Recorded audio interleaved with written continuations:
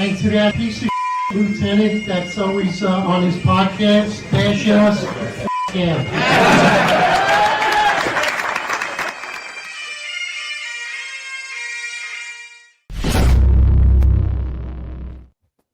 Attention to roll call.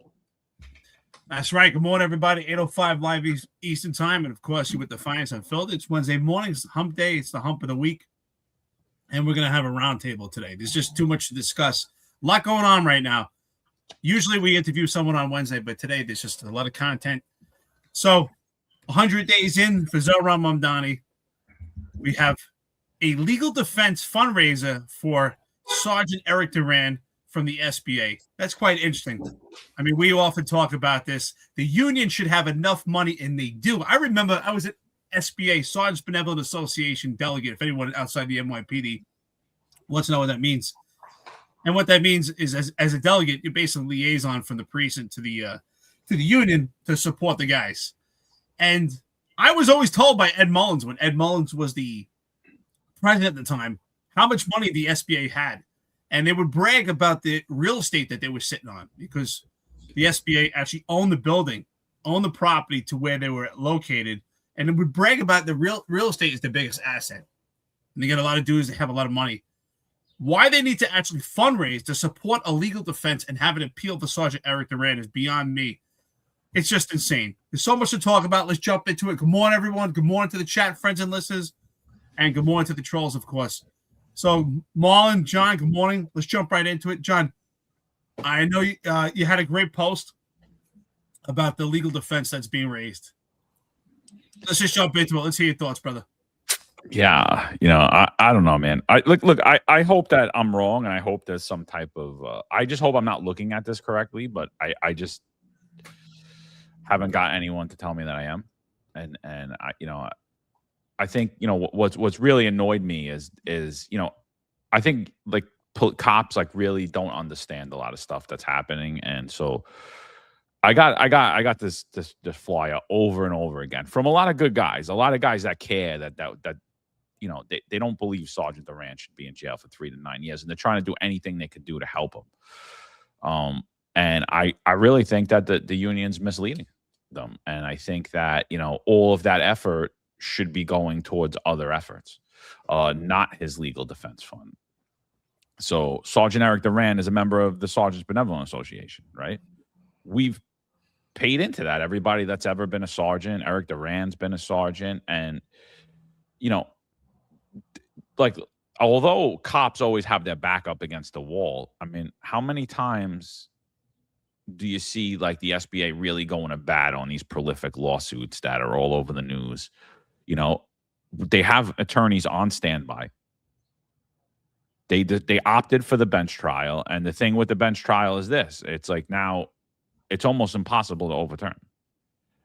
I'm not saying that it can't be overturned, but it's not likely that it's going to be overturned. And like, what grounds are you trying to get it overturned on? That's the thing. Like, what grounds is the SBA fighting on to overturn that? Who are the attorneys they're going to use? Obviously, Artie Idala was part of the SBA's in-house team. How did that? Like, what were the bills on that? What was the fee for that? What are the fees going forward? And I really just think that, like, I applaud like the law enforcement community for coming together for attempting to help Eric Duran, but I think the help is really you're being gaslit. I got to be honest. I think you're really being gaslit, and I personally believe the help that he needs, he obviously needs an appeal, but I believe that falls on the Sergeants Benevolent Association. That falls on those dues, and the members of the union should be more than transparent to the members of the union how they're going forward with this appeal, what the appeal is going to do, and how much it's going to cost, and who's going to be on that appeal, what grounds it is. And so 100% Sergeant Eric Duran is entitled to an appeal on behalf of the SBA. And I just think, in my opinion, like, if we're going to fundraise, if you're going to go out and get New York Post articles and get the New York Rangers to put this QR code up on the screen, I personally think this should go towards the care and college funds of his daughters and their health care and their ability to grow and live in the street, like not live in the street, excuse me. I really think it's misguided. I think it's misplaced. And it really leaves me questioning, like, you know, in the Post article today, if you read it, you know, the top line is the president, Vinny Vallalong. He says, "We're doing this for Eric's family," but here's the thing: that fundraiser clearly states all of that money will be used for his legal defense fund.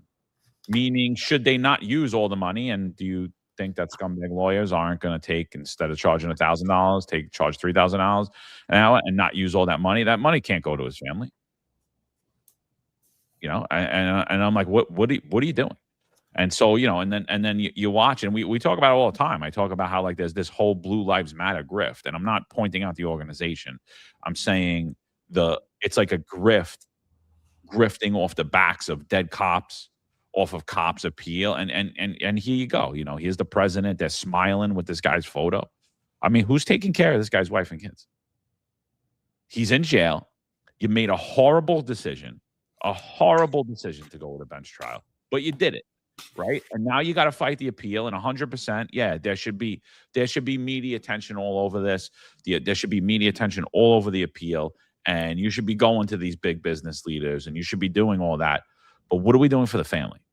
Why are we raising all this money for a legal defense fund? It doesn't make sense to me. If anyone has anything, please tell me I'm wrong. I want to know that I'm wrong. I had a SBA trustee coming on telling me I'm an idiot. I'm the most uninformed member that ever joined the NYPD. I have no idea what I'm talking about. And he was basically alluding to the fact that, you know, there's more here than just, there's more there that we're unaware of that this fundraiser is going to be used for. And in case you don't know, Guy, when you label a legal defense fund as a legal defense fund, and you put the disclaimer in there that all funds will be used for the legal defense, that means that anything that you do besides the legal defense is fraud, and everyone involved could go to jail. I know the SBA has their own issues with frauds and misuse of money, but I don't think that's what's going to happen here. I think some attorneys are going to get really rich off of Eric Duran's back, and we're going to have a union president run around and show what he's doing for his members. And, you know, the uninformed public and the uninformed rank and file might like it, but I want to stick my finger down my throat because I'm nauseous. Yeah, good morning, guys. Morning, chat. You know, I got to admit, I'm a little, like, I don't fully understand the situation. I mean, like, why did he need an outside lawyer to begin with? But, you know, I think, me personally, I'm going to give him a little room. But I do think we need to heavily scrutinize where that money is going towards, you know? And we need to heavily scrutinize what happens in the aftermath, you know, to make sure they do follow up and you know, use that money as intended, for one, and that they actually, you know, could continue to put national attention on this case, you know. In a lot of ways, you know, my entire feeling about this is, in a lot of ways, it's too little too late, you know. Because I think, you know, what should have been done prior to, certainly prior to he got to trial, you know, and prior to, you know, as we talked about in the prior case, in the decision to go with a judge, you know, as opposed to a jury. But I don't understand the situation. I think again, if the union has so much money and they have, you know, and they've bragged about it, then where does all that money go to? You know, what do they actually do with all that money? You know, how much of that money goes into waste and nonsense for the benefit of the union leadership rather than the actual union members when they actually need it, like Sergeant Duran did. So. But, you know, just a quick morning to you guys in the chat. You know, it's Wednesday, so happy Wednesday. Happy tax day also, unfortunately. So I spoke to numerous people about this, and they're saying, oh, the unions are pouring every dime into it that they can. And I said, ultimately, that is the responsibility of the union. Do you understand that? There is, if you really think about it, there's not much legroom that the union has. So the way that they support their members, or at least the way they should, is by pouring money into Eric Duran. And that means there should be different facets of this, right? There should be money poured into his kids. We should make sure that his kids have money, that when they go to college, they're taken care of. We should make sure that his wife is taken care of, make sure the house is taken care of. Unfortunately, the only time that we see the family members of cops taken care of is when there's a death in the family. And that's what we've been telling you. And that's the proof right there. We've been telling you that cops are only loved when they meet their demise. And we see, unfortunately, when cops are killed in the line of duty, families are taken care of, mortgages are taken care of. Every ounce of funding available is poured into the family. And I think the same thing should be in this case. This is the demise of a cop. Figuratively speaking, Eric Duran hasn't lost his life, literally, but he's lost his life for a period of time. For 3 to 9 years, he won't be a father to his kids. For 3 to 9 years, he won't be a husband to his family. For 3 to 9 years, he won't be a son to his parents. He won't be an uncle. For 3 to 9 years, Eric Duran, in some ways, has his own death in a different way. And so why are we not supporting him in the same way? But what's interesting to me is when you see this picture, and I get it. I said, okay, they're smiling. What are they supposed to do? They can't cry in the picture. But it does look like a political stunt. It looks more as the SBA gets to be in the spotlight with this.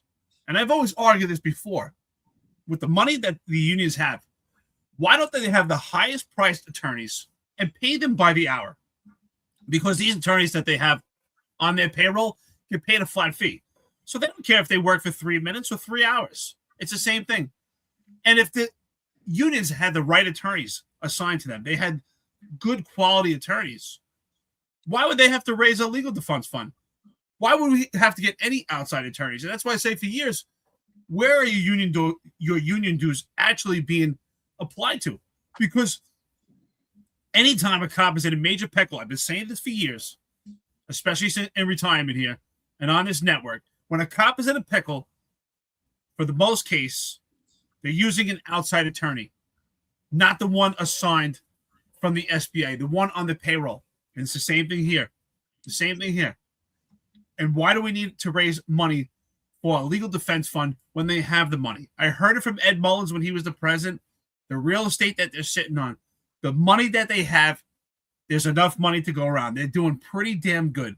Even with the shortage of cops, a shortage of sergeants, the mass exodus, they still have a lot of money because I was told their biggest asset is real estate. And it makes sense. I've learned that for years when it comes to companies. McDonald's lauded when McDonald's started to make their business grow.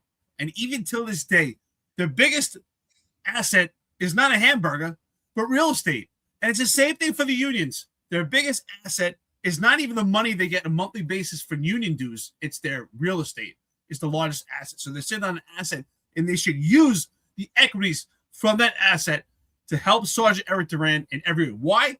For one, it shows you care about Sergeant Eric Duran and his family. And two, it sends a message to the entire city, the entire state, the entire country, the entire world that the NYPD backs their people, that the unions support their members, and this will not be tolerated. So the fact that they have to raise a legal defense fund, you have to ask yourself, where is the money? Where is the money going? And that's exactly true.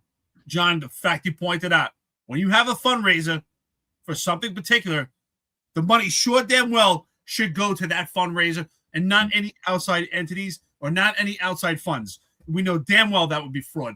I find this really upsetting at this point, and we really should ask ourselves, why do you have attorney assigned who's on the payroll of the SBA if they're not good enough to fund and to work this legal defense?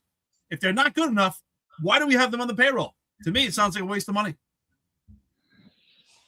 Well, that's the thing that I think members of the service need to be asking all their unions right now. So it's one, is there something in the SBA guidelines that says like they can't represent him?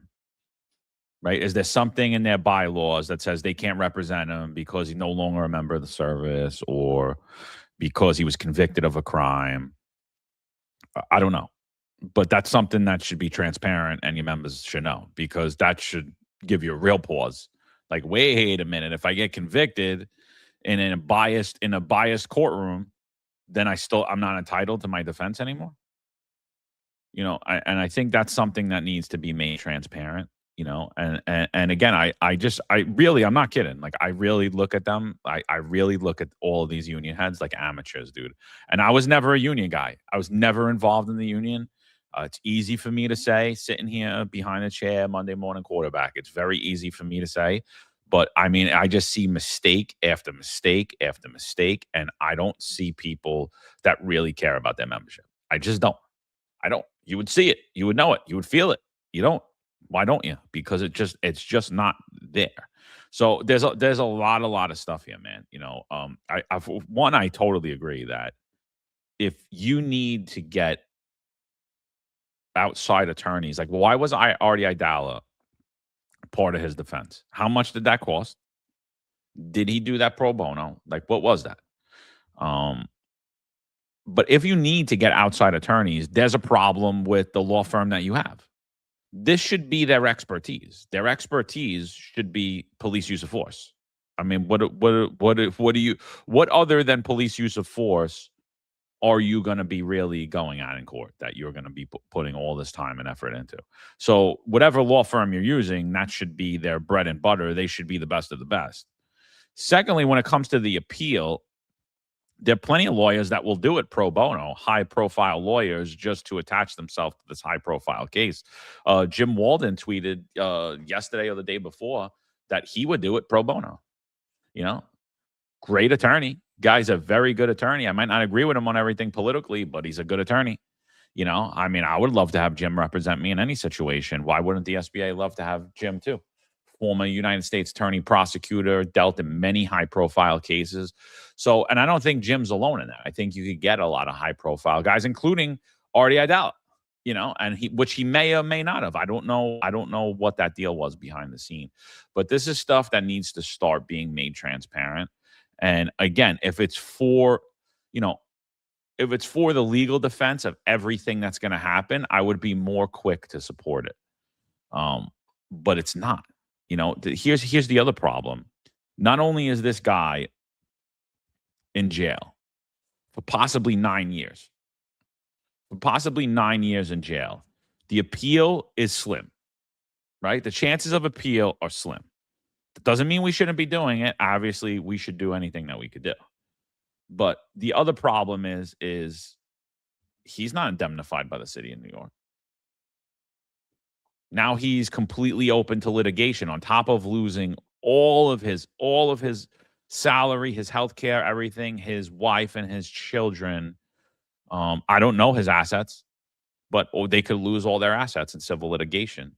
So if it was a Sergeant Duran's legal defense fund, that would be used to help the defense of the family also, I'd be more apt to support it. But again, it's all about the appeal. And, you know, it's in the news now, and you know how it is, man. Like, you love today, you're forgotten tomorrow, and it's all over. And, you know, I believe it was a huge misstep what they've done. I think it's, you know, we're literally fundraising to make attorneys rich. That's what we're doing. We're fundraising to make attorneys rich, and Vinny's running around hobnobbing with people in the owner's box.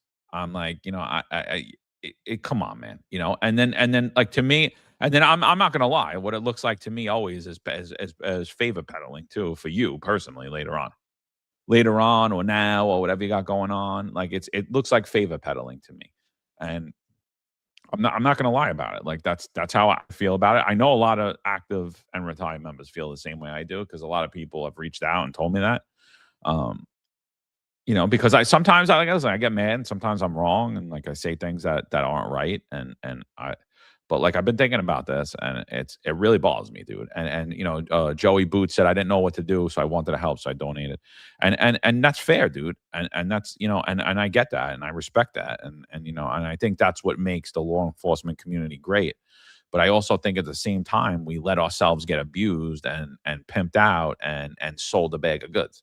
And I'm sorry, like when I see it, I have to call it out. And if I'm wrong, you know, like I said, they were quick to jump all over my posts about it. We invited them on. I said, hey, we go live Wednesday morning, 08:05. If you guys want, you know, let me know. You can bring the lawyers on, whatever you guys want to do. And then, you know, the comments went.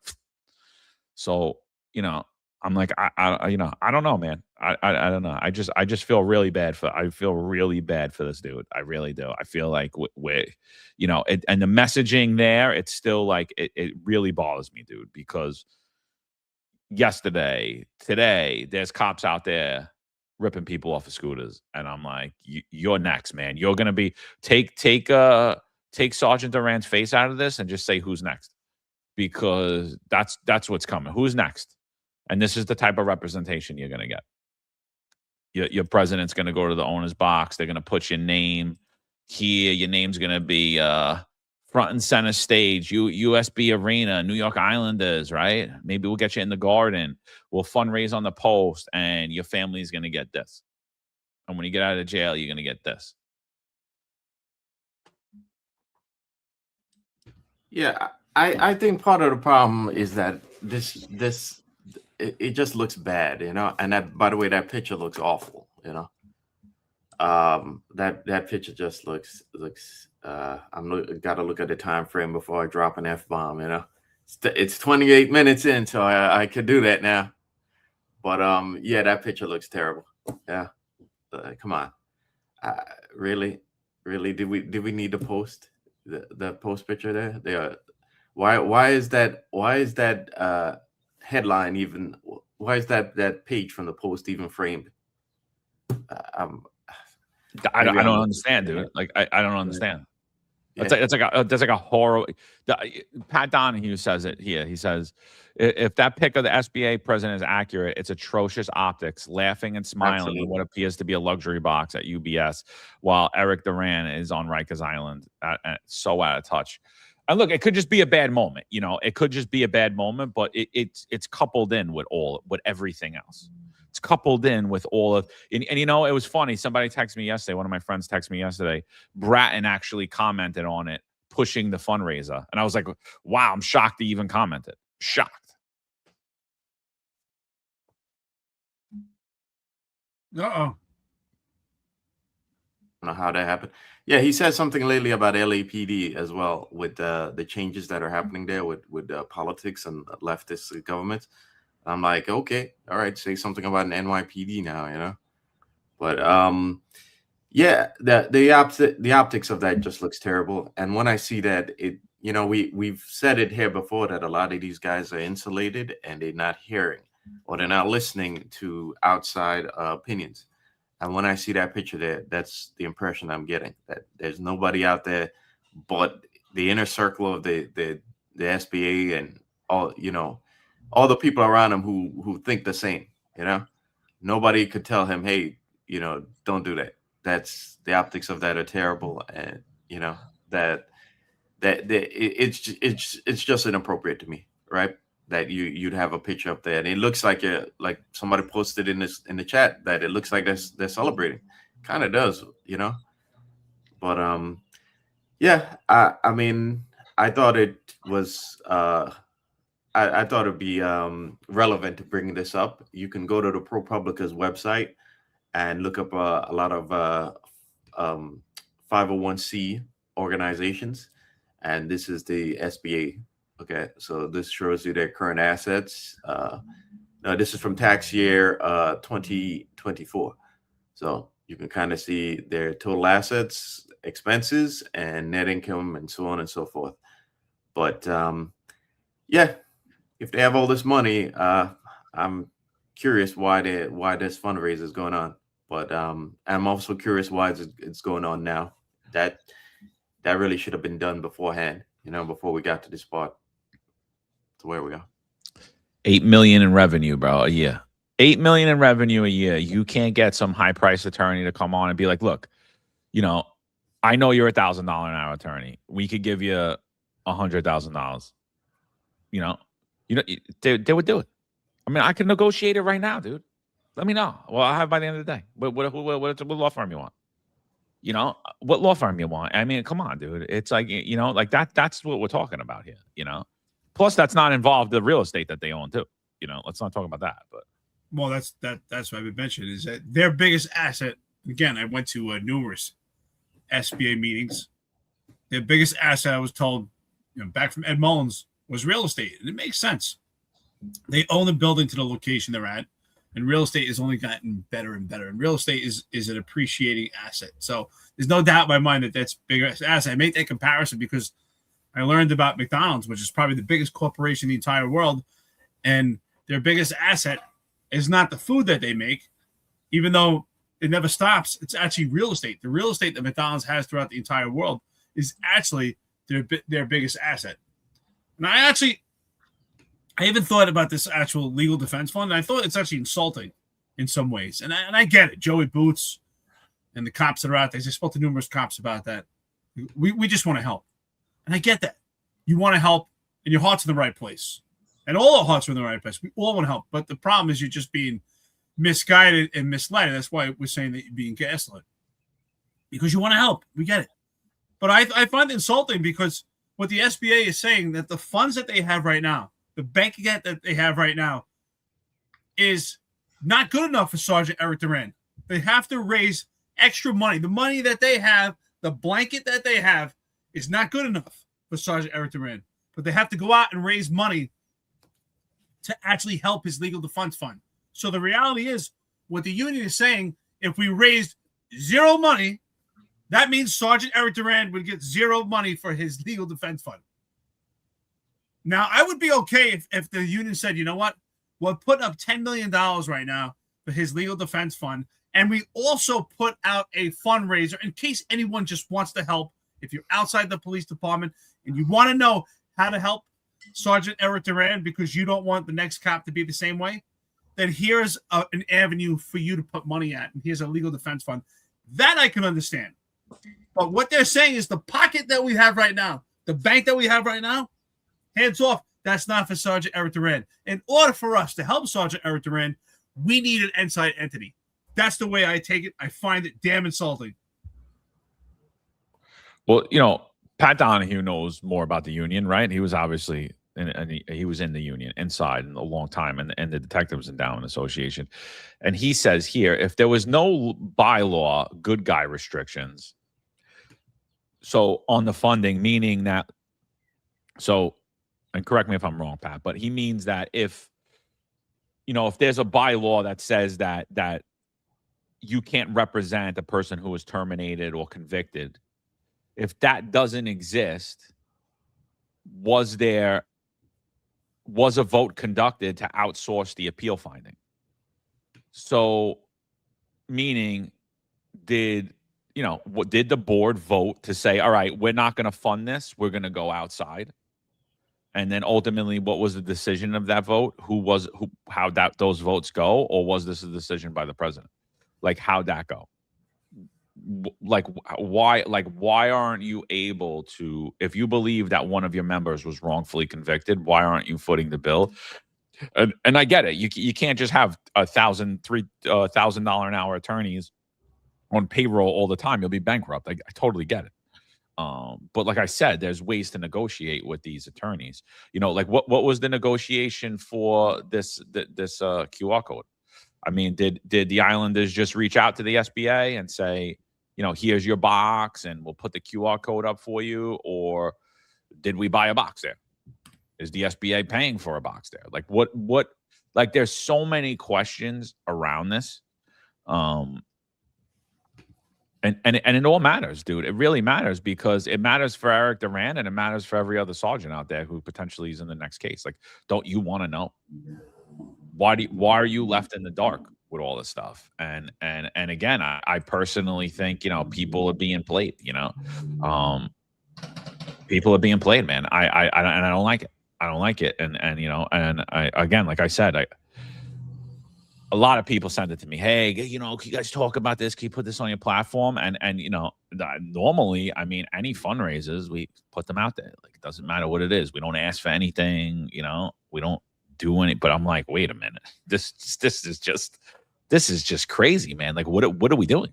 Like, Yeah, but John, there we're won't be using another. There won't be another Sergeant, John. You know why? Because it won't happen to me. Sergeant Eric Duran's the last one this will happen to. What happened to me? You know, and so here's the other thing, right? Like, here's the other thing. You know, I think we could all agree that Bruce Blakeman should step his game up, right? I think we all agree that like the GOP should be doing more in New York State. But Bruce Blakeman came out and said that he would pardon Eric Duran on day one, right?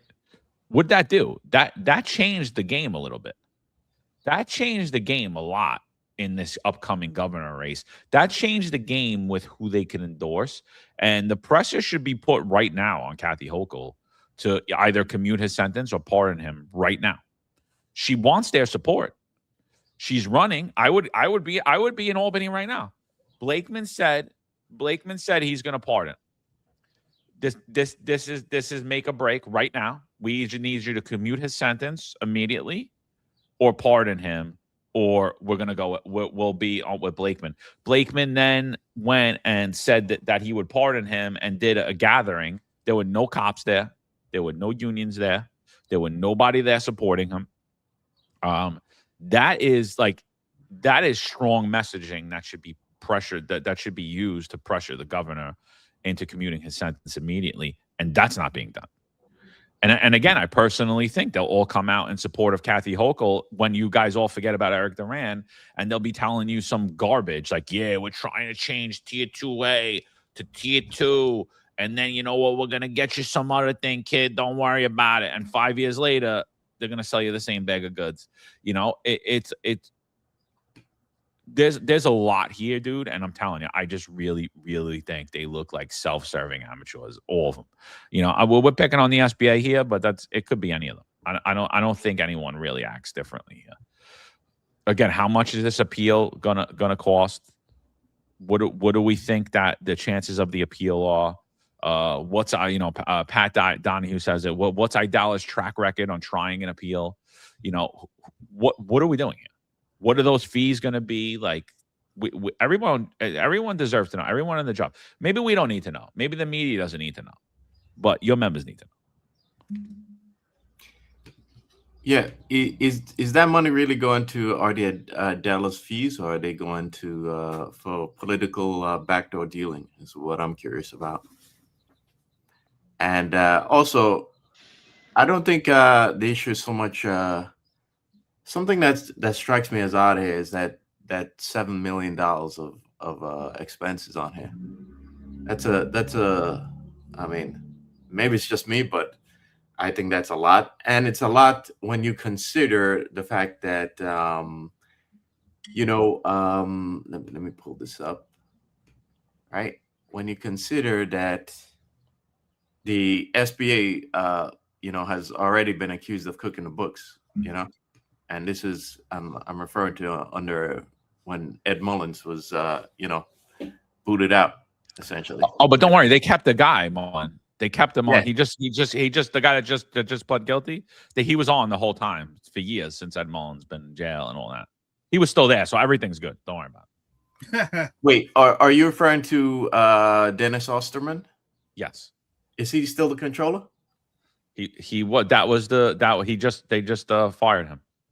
So did they? I mean, in this year, or did they get rid of him? No, this year. Like there's an article. If you pull it up, if you look, there's an article that the controller, they held him on the whole time, and the judge didn't give him prison time because he said, well, if the union trusts you to keep you on, then I'm not going to give you prison time. Oh, okay. Yeah, I did come across this article, but it didn't have that quote about the SBA. Yeah. So again, So can somebody explain that to me? Can the SBA explain that to me? Because maybe we're missing something here. The same guy who supposedly helped Ed Mullins cook the books, and again, I say supposedly because I don't understand how it's just Ed Mullins. All right, that logic doesn't pass the test there, right? But he's still on, and we're pointing out things like this $7 million of expenses here, right? So they cooked the books before, and you kept the same controller. But you know, we shouldn't even think about. We shouldn't even. We shouldn't even be put this figure under scrutiny. We shouldn't do any of that. You know, Joe Mango, I think he asked a great question. Joe Mango 98, what's up, brother? Great friend to the podcast. He says, John Eric Marlin, do you believe Blakeman or Hochul would actually pardon Sergeant Duran if elected, or they're just using it as a talking point to get into office? So here's the thing. Obviously, we know Hochul's not going to do it because she can say it immediately right now. Now, as far as Blakeman goes, if he stands by his word, I don't know. But I can tell you this. What we learned is talking points are important. They can change the game. When Jim Walden came on this network and he was running for mayor, he changed. We do have to agree that even though we know he had an agenda, he changed the game in the conversation because he said he was willing to hire back the workers in New York City, excuse me, that were either terminated or had to leave their career, such as John and Marlin, because of the vaccine mandate. So it changed the conversation. So whether Blakeman stands by his word or not, it changed the conversation, and it gives the union a platform to really fight for Sergeant Eric Duran. And I think that was your point, John, if I'm right, that it's not just funding, that there are other avenues to fight for him. Am I right? And this is one of them. All right, using your strength as a union, not just by funds, but actually to change the political atmosphere in New York City and New York State to actually help the members. And that's one, by saying, Hochul, we will not stand by you.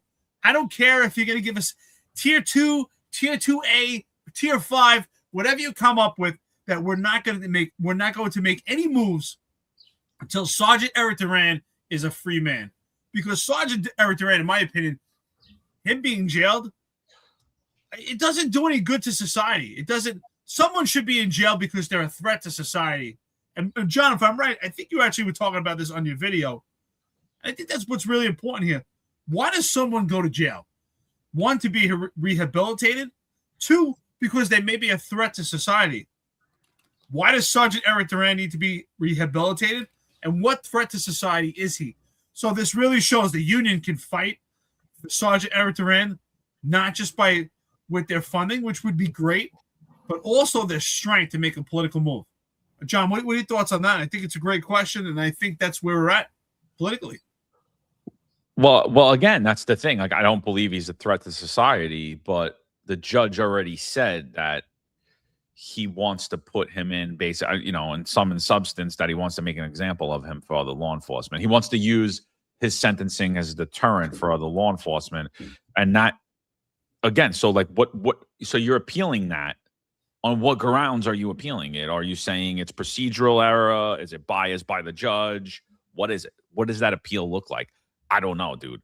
But like when Marlin brought up, and I think we kind of answered the question here, because I was saying that, was there like a good guy clause of what Donahue calls it, like you can't help anybody that's been convicted or of a crime, right? But listen to this. So what we were just talking about, Marlin Osterman. So this is March 24th of 2026. So this just happened. Osterman, former top money manager of the Sergeant Union, got 0 jail time at sentencing on Tuesday. Okay, right? But this happened a long time ago, right? So now you read further in it, Osterman, who has served as the controller of the Sergeants Benevolent Association, claimed he couldn't measure his remorse as he was sentenced to 2 years probation for lying on his tax returns on steering $150,000 in embattled money. He says, I hope you see that this lapse in judgment will be a forethought in my forethoughts for the rest of my life. I always prided myself in doing the right thing. Osterman pleaded guilty in June of 2025 to the $150,000 payoff to Mullen's lawyers as phony legal fees. Oh. And he claimed the expenses as expenses for a separate company he founded called HB Consultants. Osterman kept his job as the union's controller even after he already pleaded guilty. So that debunks the whole thing right there. So he pleads guilty in 25, and he still has his job the entire time. So you can't tell me that you have a clause to not represent someone who's already been found guilty of something. You can't tell me that. Like, it doesn't make sense. It logically just doesn't make sense. And if you do have a clause, then you are using your these decisions arbitrarily. And who made that decision? Was it the president? Was the entire board? Obviously, the board is led by the president. I think everyone here should understand that, regardless if they're like, no, we put it to a vote. It's like, all right, well, whatever. So think about that for a second. You got a controller for the SBA, fraud, really bad fraud here, using legal funds. And I'm sorry, guys. I'm sorry, but you fucking idiots are fucking fundraising money for more legal funds for them. Are you fucking kidding me? Are you kidding me? Like, we're not helping anybody, dude. Like, we're not helping anyone. We're getting used. You're getting used.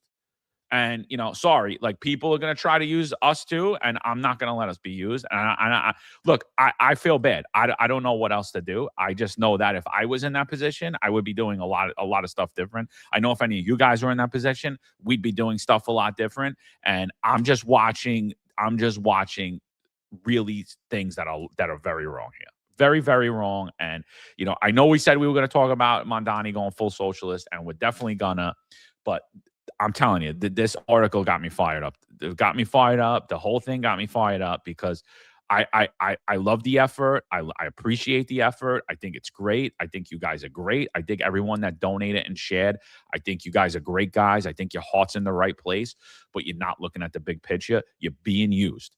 You're being used, and you're being used by really bad people. Yeah, and for those angry at John for bringing this up, keep in mind again that Osterman was involved with Ed Mullins. Okay, so this alone, and the fact that he was kept on, that alone should make us be very, very skeptical and heavily scrutinize what's going on. Okay, again, something to also point out is that, that's a huge disparity. I understand he's the accountant, but keep in mind that's 32% of the executive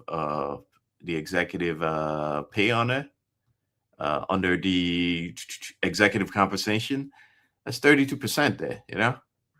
So you guys who are part of this union should really be. You should really be asking questions of all of this, and you should have been asking questions the minute Sergeant Duran was locked up, and before we got to this point, you should have been asking the union what it's doing to make sure that he stays out of jail. And I mean, again, it's too little, too late. So. $219,000. Like, you remember when Scott Murrell was on here and Eric asked him, like, oh, could you hire Marlon? And he's like, no, I can't. And then they hire some first grader. They basically rehired Osterman even after the whole thing breaks out. And when was that? That was right before the mandate, right? That was right before. So that was like October 21, September 21, maybe. So that was around September 21, because I remember Mullen said, don't mandate it on us. And the next thing I know, he was getting walked out. He was getting perp walked out in handcuffs out of West Street. That was in 21. So in 21, this guy, let's just say he was making $200,000 a year. So he basically made $1 million in union money. And then even though he pleaded guilty in 25, we still gave him another $200,000, almost $40,000. So yeah, cool. Nothing wrong here. Yeah. You know what's interesting, John? I think it's Detective Nolan who said, "Why take the test then and become a sergeant?" Well, if the union's not going to back you, and I hate to say it, but it's not just the SBA; it's all the unions. I don't see any of these unions taking a different approach than the SBA is doing right now. I don't see the police union taking a different approach. All we hear from the police union, from the PBA, is back in courtrooms. The LBA, we know for the most part, it seems like Lou Turkle has his tail between his legs on a lot of issues.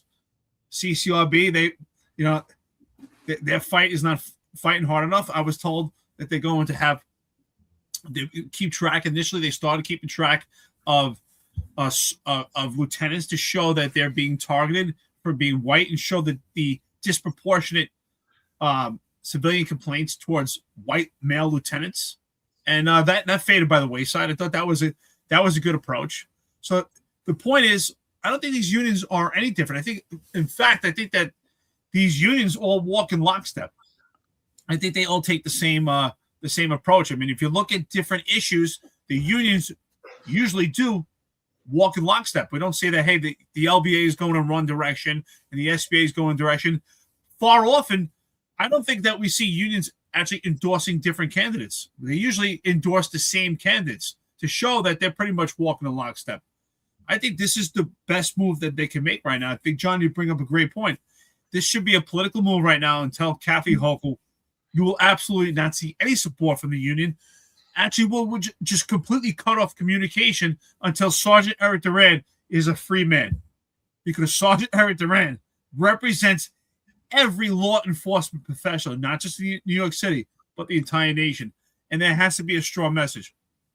But I will say, thank God that Blakeman is actually saying that he would pardon Sergeant Eric Duran. Do I know if he would stand by his word? I would hope he would.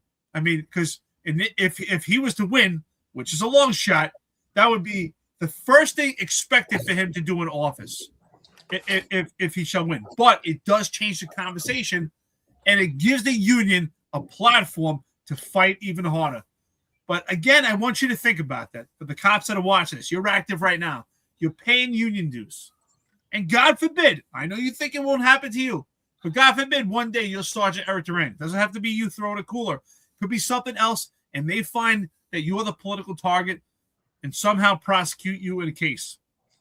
And ask yourself, why are the union dues not good enough for your defense? Why do they have to raise outside funds? Think about that. The union dues that are there right now, we just showed you an $8 million revenue. So just think about the money that they're making on interest, the real estate assets that they have. Because I don't know if there's other assets besides 35 Worth Street where they're located, and they probably do have other assets. So think about that. The dues that you contribute are not good enough for your defense. That's insulting. That's disgusting. It's Amazing Ant says Sergeant Duran needs Karen, I can't say her last name, Agnafilo, Luigi Mangione's attorney to represent him. I donate for their representation. You know, but here's the thing, Amazing Ant, right? Like that 220,000, like you could get an attorney like that with that money. That 220,000 that you spent on that dude's salary, you could have got an attorney with that. A real high profile attorney. Like, look, this is a high profile case, going to be media attention all over it. Your name's going to be everywhere. You know, but do they even take it? Like, and based on the track record of overturning judges' decisions on appeals, like, what is that? Let's really be transparent with that, you know? So, you know, I don't know, man.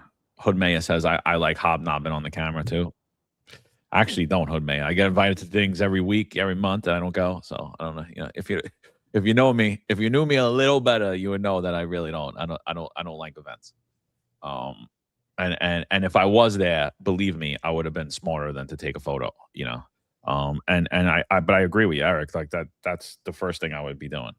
I would literally use my leverage, and that's what they should be doing. That's what we've been saying the union should be doing. Instead of giving your leverage away, use it for the betterment of your members.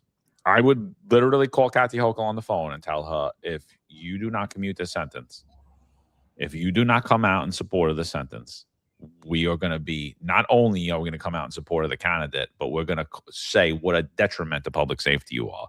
And I'm going to call every paper, and I'm going to do it. I'm going to hold press conference after press conference every month when transit crimes up, when robberies are up, and I'm going to tell them exactly why I'm going to remind them exactly that you were Andrew Cuomo's lieutenant governor, and you supported bail reform, and you supported discovery reform, and I'm going to talk about all the reasons. I'm going to go on all these podcasts, and I'm going to go on all these news outlets, right-wing news outlets, and I am going to plaster your name and your face everywhere.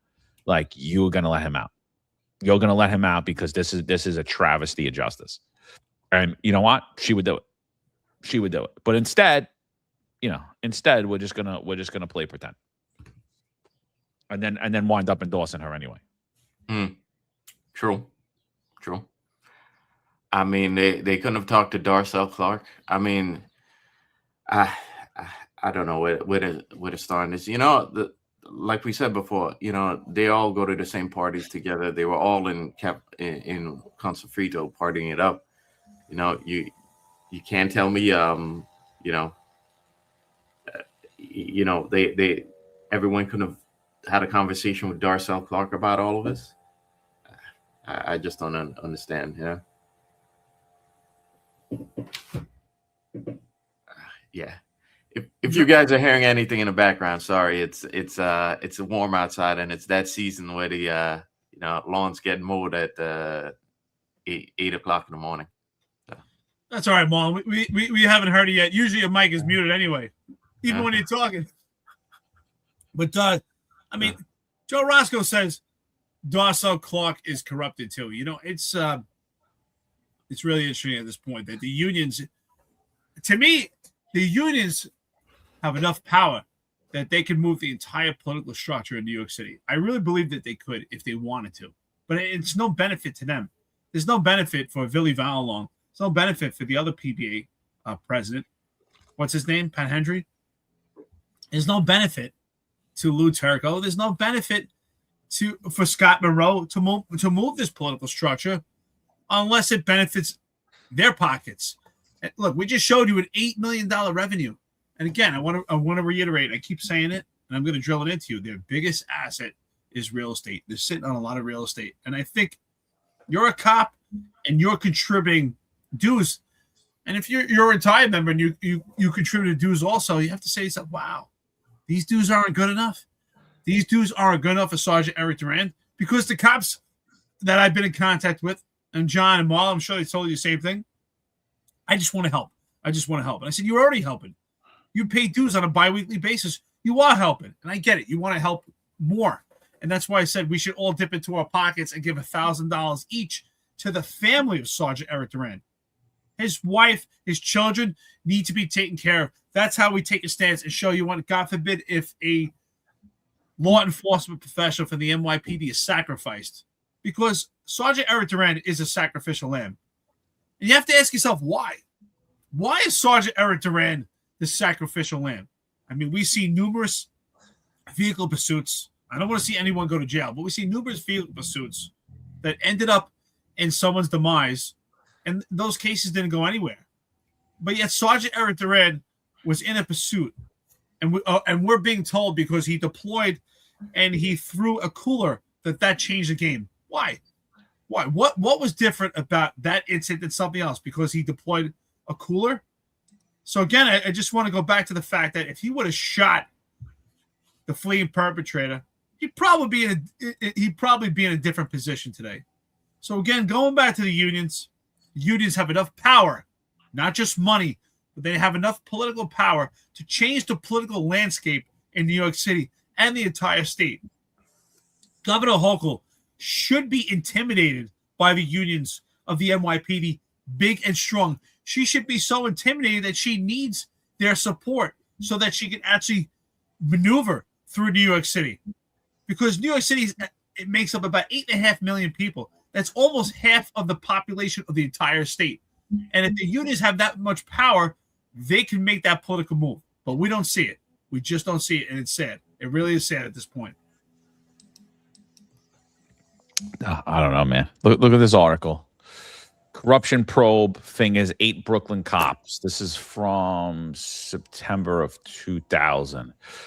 March 10th of 2000. 8 cops were implicated in bludgeoning corruption scandal last night, including allegedly promoting gambling and fixing parking tickets while using a mob-tied social club as their hangout in Bensonhurst. 4 of the cops, included a sergeant, were charged with official misconduct, receiving a reward for official misconduct, receiving unlawful gratuities, and attempted criminal possession of stolen property, police said. 3 more sergeants and officers have been placed on modified assignment and have faced departmental charges for patronizing unlicensed social club, the Cafe Caserta, just down the block from the 62nd precinct in Brooklyn, where they all worked. In exchange for a few dollars worth of stolen goods or an acquaintance with an unknown underworld figure, with a known, underworld figure. These officers violated their oath, dishonored themselves, and jeopardized their future with the NYPD. Police Commissioner Howard Fair said last night in a prepared statement. The corruption began 5 months ago after the Internal Affairs Bureau got wind of the suspected misconduct. He said the investigation came as a direct result of information developed by police officers. He goes on, the cops that were arrested were Ernest Vitalo, Miguel Panis, Francis Mazzella, and Kenneth Dunn. The 4 other implicated cops are Sergeant Vincent Valalong, Ross D. Michelli, and Elizabeth Newell, and Officer Sean Kavanaugh. Police sources added the others may be arrested. Diana was accused of having brokered the illegal activity. So, look, again, I take all this stuff with a grain of salt. I don't know what's true and not true here. But my point in even bringing it up is I again believe there was, I said it after Mullins was gone, that whole board should be wiped out. The whole board should be wiped out. They shouldn't step up and get promoted. Not only was the board wiped out, he won re-election, and they kept the same control on. I mean, really, sergeants of police, like, this is who represents you. Come on. I mean, I was I a sergeant at the time? I don't think I was still a sergeant at the time, but I was pissed. I was pissed when that shit happened with Mullins, and I like Mullins. I was pissed. I didn't feel bad for him for 1 second for getting purple walked out of there. When I found out what happened, I was like, oh yeah, screw him and screw the rest of them too. They should all be removed, because it's the famous scene in Casino where Robert De Niro, he starts running the casino, and he's really in tune on what's happening on the floor, and one of the slot machines hit twice or 3 times in a row, and he grabs the slot machine manager. He's like, "What were you doing?" And the guy's like, I couldn't tell." He's like, "Look, either you were too stupid to know what was happening, or you were in on it. But either way, you don't belong here." And that's what I see when I look at the unions. That's what I see. Either you're too stupid or you're in on it. Yeah, I agree. I think if the unions did what they were supposed to do and being stewards of the job, because again, NYPD leadership comes and goes, but the unions are always there, right? And most of these union bosses have been through multiple administrations. How many administrations was Pat Lynch? How many did he go through? I mean, if not being the president, but certainly in the executive, in the upper trustees of the union. But if they did their job properly, being stewards of the job, then a lot of things that happen wouldn't happen. They would have put their feet down and tell them, "Listen, you're just a visitor. We're here permanently, okay?" And tell them, "No, this isn't happening. And if you do it, we're going to embarrass the job, okay? We're going to embarrass your leadership." I say it all the time, if the CEA in particular had put their feet down about the mandate, that mandate would have never happened. What are you going to do? Get rid of all the captains and chiefs on the job? If in fact, if the lieutenants and the SBA association came together and said, "No, we're not doing this. What are you going to do? Fire the entire middle management of the job?" But no, they all went along with it, and what happened.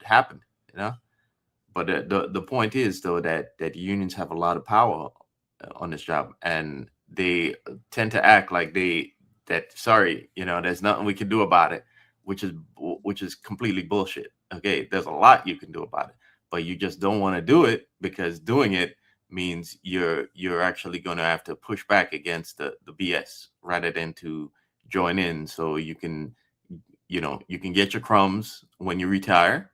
You could get that nice job on Wall Street when you retire, or you get the job doesn't scrutinize what's going on with the union, or the city doesn't scrutinize what's going on with your accounting. Okay, but the unions really have a lot of power, and I think it's we pointed out, but I think it's certainly time that we stop giving them a pass on the things, the bullshit that they do.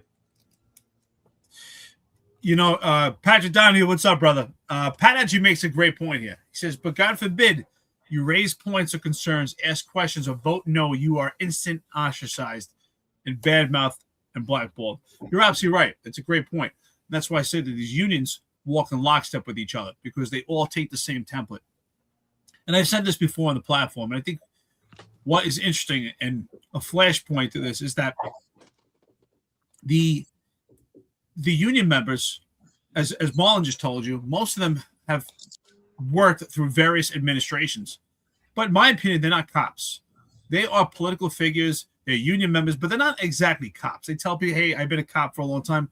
You're not a cop. You're not doing police work. I think it would change the game. I've said this a long time ago. If they actually had appearances working in uniform a certain amount of times a year, it should be something substantial that they feel it. I think it would be much different in how they feel about cops and feel about where the dues go and the money. And I think it really does change the game. John, you often talk about most of the union living in Long Island or the outside counties. That really does hurt the union. Now, I'm not saying that you have to be a New York City resident to be a union member, but I think we really need to look at the landscape of the unions also and start to look at the trustees. Some of those trustees really need to live in New York City to really have a political stance, because I said they have political power, but to actually have skin in game, we do need guys that actually reside in New York City that are actually going to vote, and their vote counts when it comes to city government. Yes, when it comes to local, it doesn't make a difference because we're voting on the state level. But when it comes to city, we do need members that actually reside in the city, that actually have skin in the game, that are part of the union. So one, I think they need skin in the game by actually being a resident. And the other thing, they need skin in the game by actually doing police work. Because most of the union members have not put a uniform on in a very long time, and that uniform is far different than the uniform today.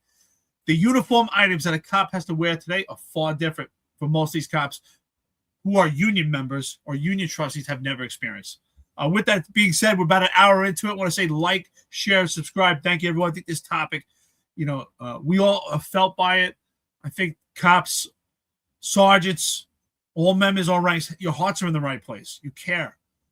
But unfortunately, you're not looking below the surface, not reading between the lines of really what's going on here. You're going throughout your daily basis, and you want to believe, I get it. We all want to believe that the union cares and they're doing the right thing because we want the best outcome for Sergeant Eric Duran. We could all see ourselves as Sergeant Eric Duran. What would happen? And that we don't want to see the reality that Sergeant Eric Duran, that his case is being used. I think the union members these union trustees are using him for the political spotlight. Unfortunately. And when John mentions about the Rangers game, we have to ask him, what type of benefits do the union members get for propelling the Rangers game as the platform for supporting Sergeant Eric Duran? These are questions that we have to ask. So with that being said, listen, we need to talk about Zohran Mamdani. That's the main topic for this episode. 100 days in. Talk about those grocery stores. Will they actually come to fruition? And if so, how do they get supported? Because it's interesting to me, right? When it comes to government, bureaucracy, trying to run private industry, how does that work? How does that work with these grocery stores? John, Marlon, and myself have told you that you actually already have grocery government-run type groceries already in New York City. But with his plan, how does that work? How does a government agency, how do they be efficient and run something the same as a private industry would? I say, why don't we pour more money and more funding and more asset-type politics into small business so they can support people so that food is not so expensive? But to have a government bureaucracy actually run groceries, how does that get paid? How does that get funded? How does a government grocery compete with a private organization that actually has quality food and quality items? How do they do that? The burden falls on the taxpayer. So let's jump into this. John, what are your thoughts on that?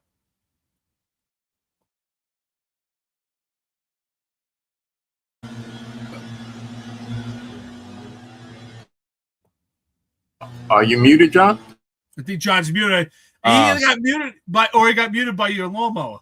Oh yeah, I don't know what the hell that was. Yeah. I was like, what the hell?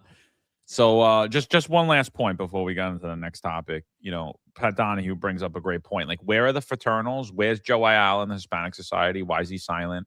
I know Joe and Patrice recently retired. He's on the news. Is Blue Lives Matter finally gonna focus on blue lives, or you know, when I say the Blue Lives Grift, I don't mean that organization, but they're tied into. Like, he's been completely silent about everything that's happened in the NYPD. He goes on the news and makes all of these milquetoast statements, and I'm sorry, it's bullshit to me. And everyone jumps on like his organization's helping cops. Really, I haven't heard a peep out of him about this. And anything I see on the news about it, it's just like, woo, like, come on, dude. Like, you're retired now. What do you worry about? It's like, come on, tell the truth a little bit. So start helping cops. You got a big platform. You built that platform. Good for you. You helped a lot of kids. Start helping the cops now. We'll change the name of the organization, because you're not doing what the basis of the organization is. So that's just my point. And Ayala, I don't know what the fuck you're doing. So, I honestly, I don't know. I don't know who you take advice from, bro, but it's ridiculous, dude. You're never anywhere for you guys. You want to get involved in politics until it matters and it actually helps cops. If it's for some anti-police cop, yeah, you'll go hang out, give a speech. It's bullshit, dude. And the same thing with Gordon. What do you think? Gordon's probably jumping up and down. This guy's going to jail. What do you got to say, Pat? Any comments on it, Pat? No? Yeah, all right. No, but we'll focus on Nassau and how they're so racist. Everybody hates black people, Pat. Yeah, okay. Everybody hates black people, but you got a guy who hasn't done police work and he's a lieutenant making $200-something thousand a year running an organization that does absolutely nothing. Whatever. All right, last thing on that. So, Mo, anything on that before we jump on to the grocery stores? Nah, I think we covered it well. I think it's we're gonna have to follow up on this and see what they do in the coming months, because again, these unions like to talk and they never follow up on it. They love to give good speeches and photo ops and all that, and then months later, when it leaves the media news cycle, you never see any follow up from them. So we're gonna have to follow up on this in the coming months. So is that what it sounds like in New York City, where you could just do that's not a lawnmower, right? Yeah, it is. It is right outside my neighbor. So I keep muting it so you guys don't hear it. But I'm sorry, guys. Right. It's that season. Don't worry about it. Mom, is that your residence in Florida? Why they're lawn mowing your lawn in Florida? So all right. So Zohran Mamdani, he announces, he goes in front of La Marqueta and he announces this is going to be a government-run grocery store, and the news runs with it, right? Free groceries. It's going to cost New York City $30 million. So one spot is going to cost New York City $30 million. La Marqueta, which he was standing in front of, and I apologize for not having the slang of it, is not going to open until 2029. The building's already in existence. It's already up and operating. And to me, it's hysterical, dude, because we went from free groceries to cheaper groceries. So, is he going full socialist? I don't think so. I think Mamdani is going full corporate Democrat, but his base is running that he's a full socialist, and the right is running that he's a full socialist, right? Remember, what's his name? John Katzimatidis, 77 WABC owner and owner of Gristedes Supermarket, said he was going to close up his businesses and move out of New York if Mamdani won and opened these free grocery stores. Yet he met with him 2 weeks ago, and now all of a sudden these grocery stores are opening up, and they're not actually free. But he's saying, let's see if the other businesses can compete. Are these supermarkets going to hurt the businesses around them? Me personally, I don't think so. I think this is just more kickback subsidies for their friends and family. That's all I think this is. I think that it's a joke. I think it's a format that's already happening in New York City. He said he's going to open up another 5. He's saying he's going to open 5, like this is the new thing.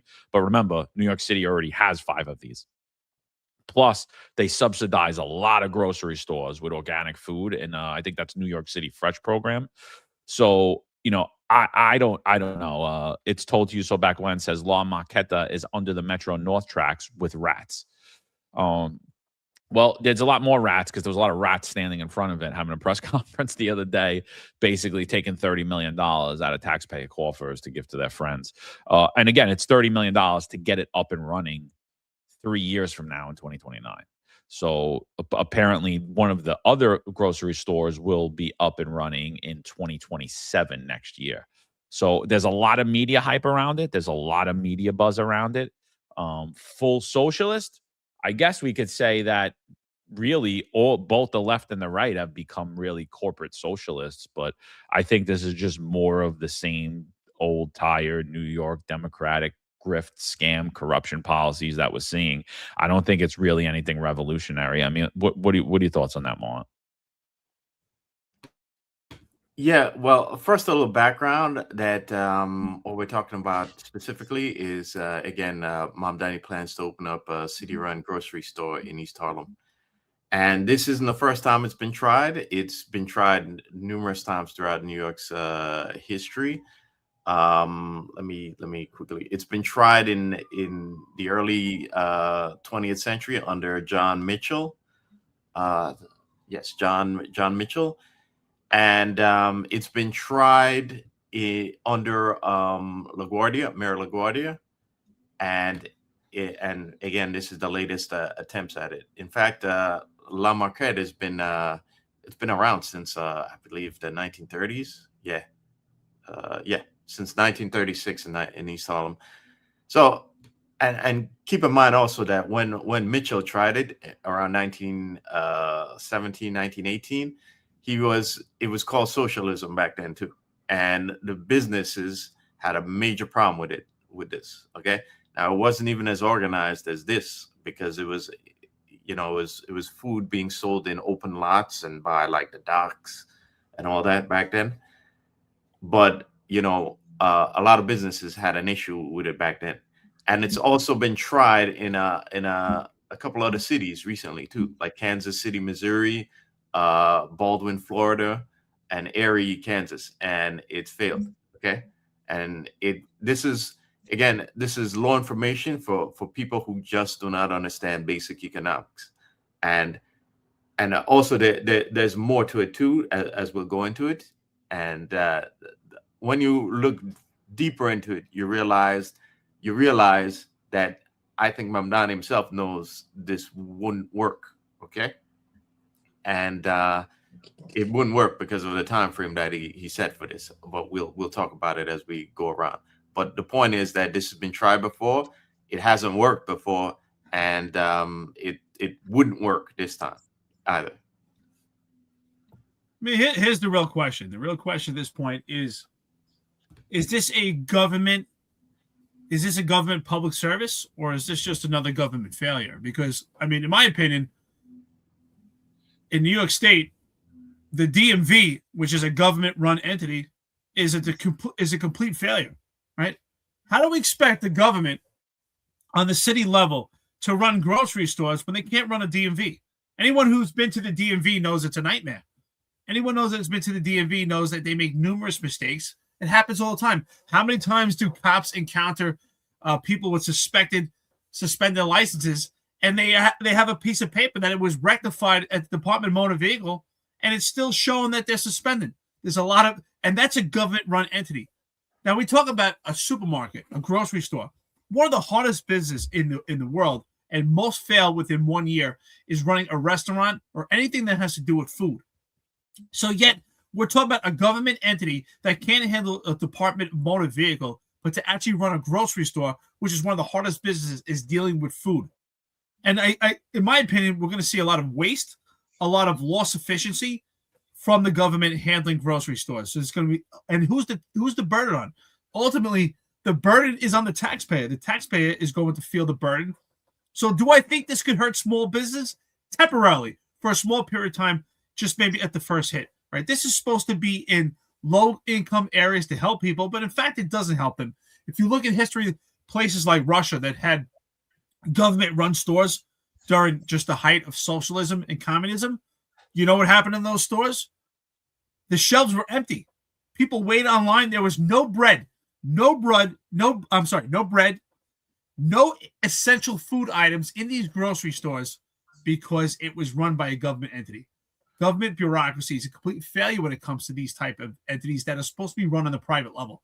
This is going to be just more wasted taxpayer money. But yet people voted him. And how convenient that it won't go into effect until 2029, close to when Zohran Mamdani will be running for his next term.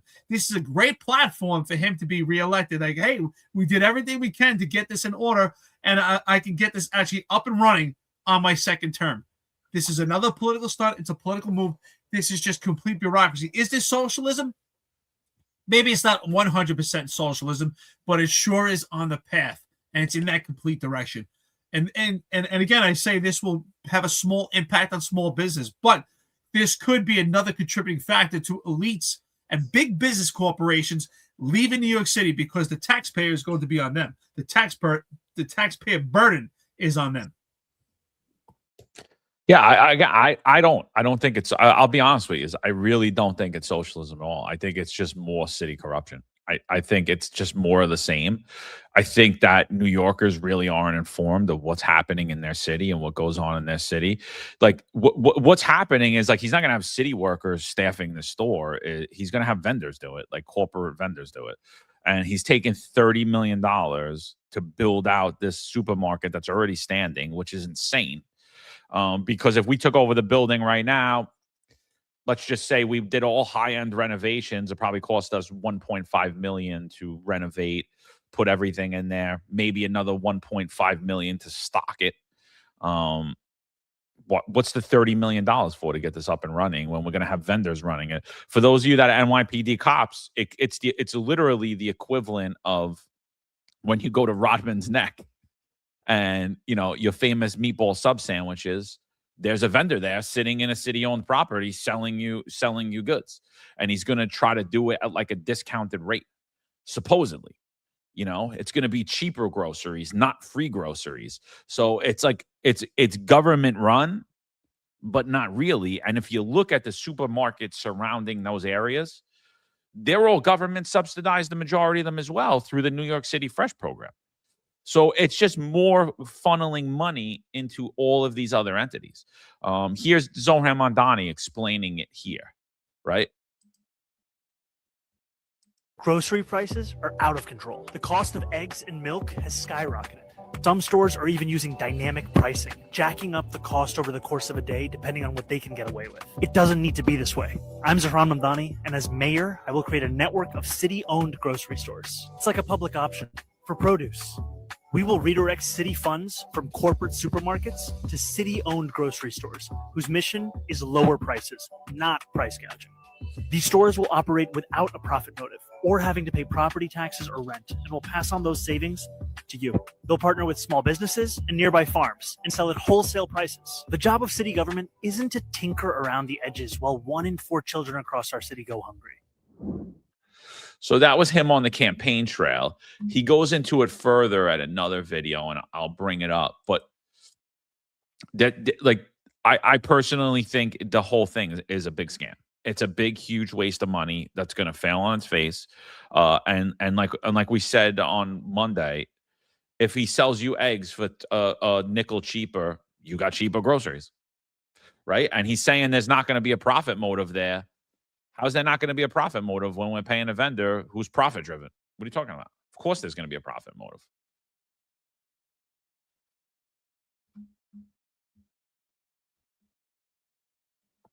What's interesting about this to me? It's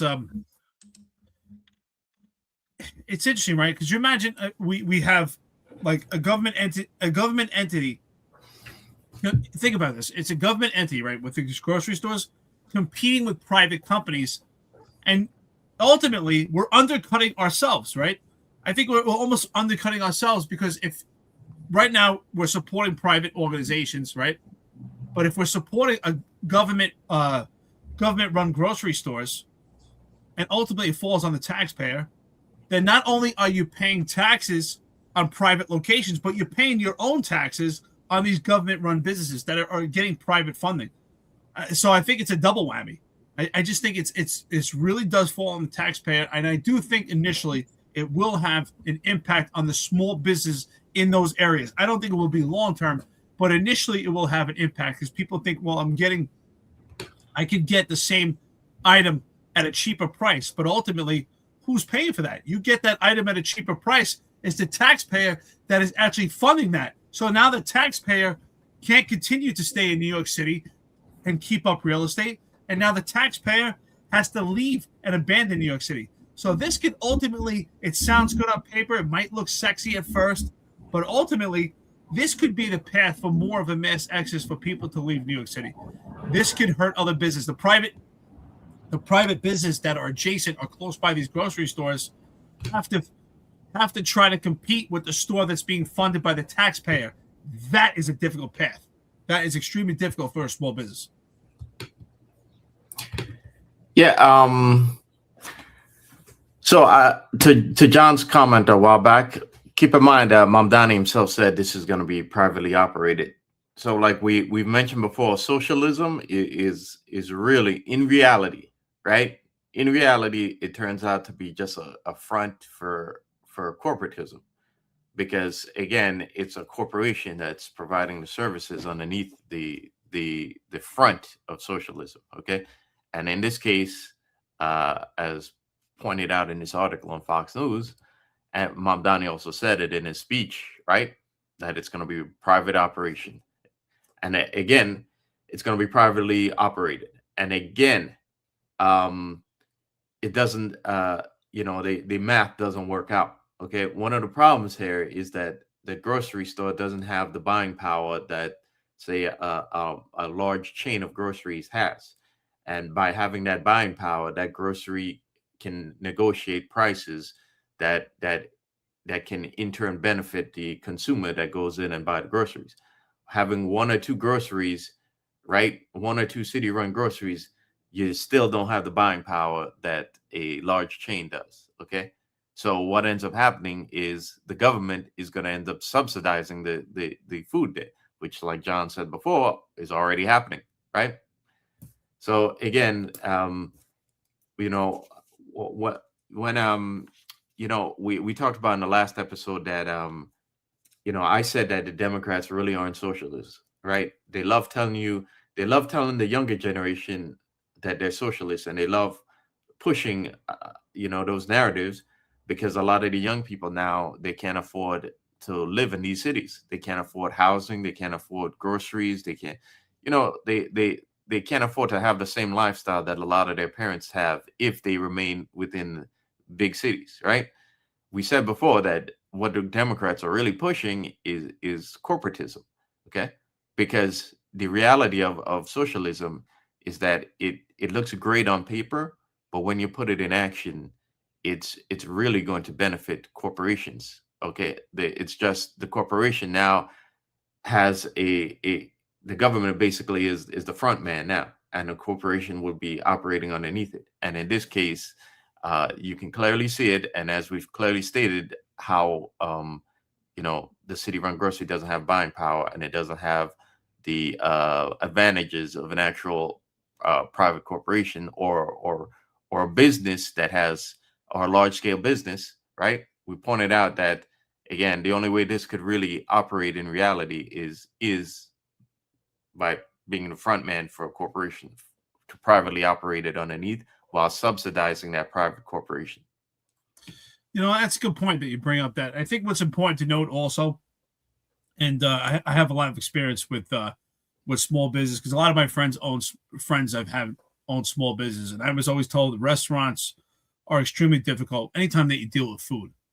And the margins, believe it or not, are not that high as people think, especially when it comes to grocery stores. I think that's a good point that you brought up, Marlon, right? Because we talk about big corporations like Walmart, which you don't have in New York City, but they have groceries, but their margins are made on different items. That's just the item that they have to allure people in the store. But groceries itself have a very thin margin. I think groceries have about a 1% to 3% margin when it comes to groceries. So how does a government agency actually deal with those small margins and still compete? That's why it shows with really, this is kind of like hybrid, right? It's supposed to be government, but it's really private at the same time. But how does a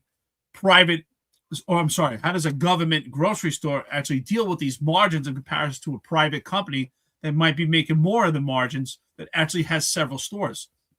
And to me, the way that they deal with these margins is by the burden of the taxpayer actually funding it. And that's why I say there's going to be a lot of loss and wasted funds when it comes to these grocery stores. Because if these grocery stores, especially in low-income areas, are not meeting those margins, then how do they get funded to continue on by the taxpayer? So, and it's going to be a lot of waste stuff. And Pat Donahue says it here. These grocery stores are not sustainable. There's no doubt about it. You look at history, government-run agencies are not sustainable. And that's why I put the comparison to the DMV. And that's why in a lot of states, the DMV is contracted or subcontracted to private entities because they do a better job at actually implementing these systems. In some states, I think it's Pennsylvania, you can go right into a grocery store or a local bodega, and you can actually do your DMV transactions there, and it's much more efficient than it would be at a government-run agency. And anyone think I think the best comparison, these grocery stores, is to the DMV in New York State. The DMV in New York State, it's typical government bureaucracy. It's slow, a lot of wasted time, and that's what happens in government-run agencies. And I believe the same thing would happen in these grocery stores. So is it full-on socialism because this private aspect we put with it? No. But the structure of it is a socialist idea, and it does hurt. Government bureaucracy is not sustainable.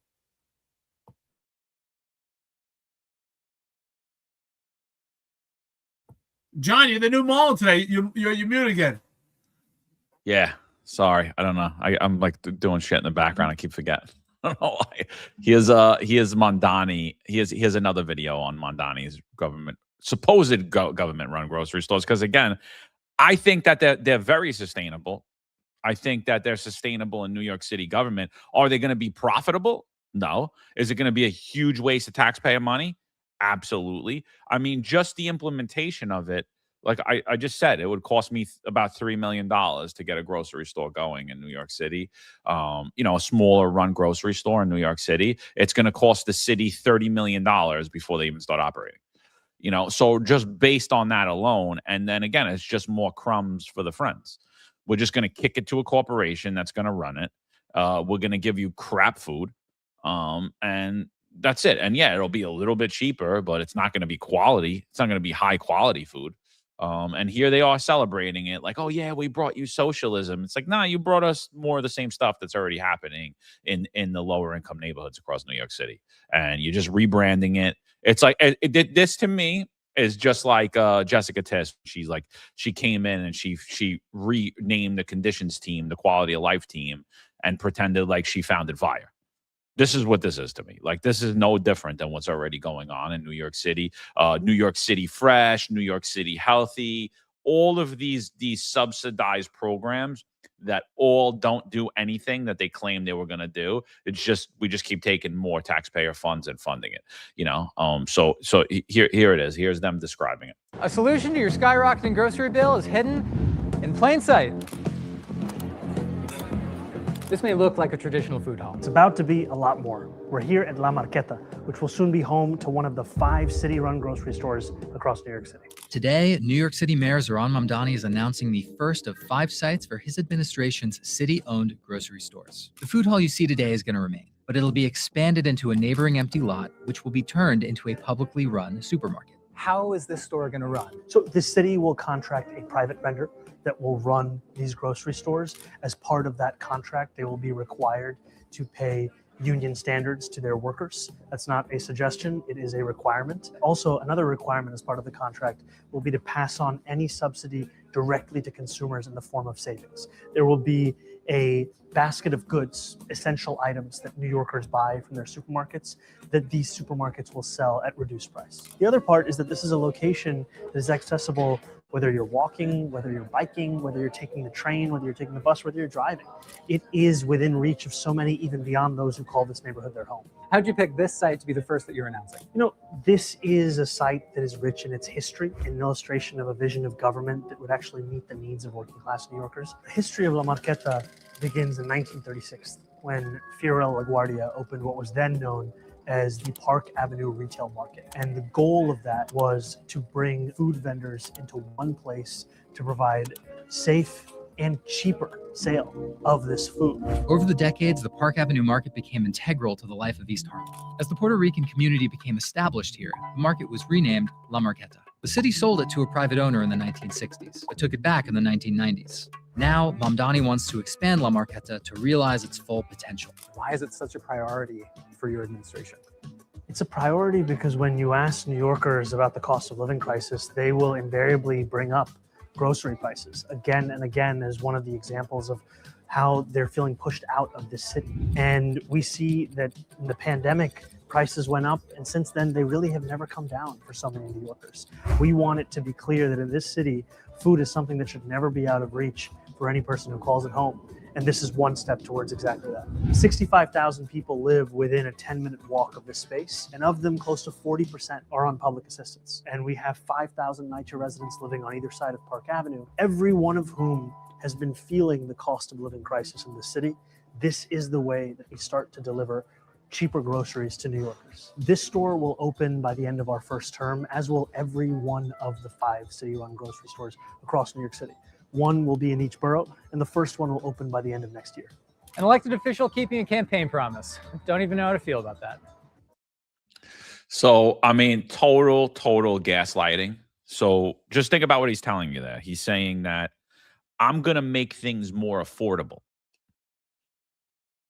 How is this supposed government-run grocery store? How is this government subsidized grocery store, I'd like to say, on government-owned property? How is it going to bring down the cost of goods? Is it going to stop inflation in its tracks? No. Is it going to be able to keep up with inflation? No. The price of food and goods will continue to rise. The only thing that's happening here is there's just tax dollars going out, more tax dollars for you to get lip service and get a not so really great grocery store that you're not really going to probably love the goods too much, and you're probably not going to shop at anyway. Right. And like that's the whole thing here. It's like that's the point is like this is really just perception management. Oh, look, I'm making things cheaper for you. And meanwhile, inflation's still skyrocketing. And all they're going to do is try to beat the price of goods by a nickel. I'm like, and nothing's going to happen. Like this isn't revolutionary. I don't think that. I don't think this is going full socialist. I think this is going full on Democrat corporate socialist, which I think both the Republicans and the Democrats are. I think that's what they do. I think this is the society you live in now, where government is funding a lot of the things that you're doing. They're giving a lot of subsidies to their friends, and they're really taking out true mom and pop businesses, and they're making it much harder, and they're actually bringing up the cost of real estate and the cost of goods and the cost of everything else through these subsidies. And they're making it impossible for mom and pop businesses to compete because the taxpayer is funding all of this garbage and they're getting nothing in return. But, you know, Democratic donors, Republican donors, they'll be eating good. Yeah, well, there's something that we need to keep in mind with this, and here's the thing, right? So here's the thing, right? Those groceries aren't coming till 2029, and basically by the end of his term, it's coming, right? And that's hilarious because let me get rid of this. That's hilarious because on the 13th, Mamdani said they're coming next year, and on the 14th, the day after, when he's questioned, he says the first one is coming at 2029. So let me see if I could play it for you. This is the 13th. I don't know if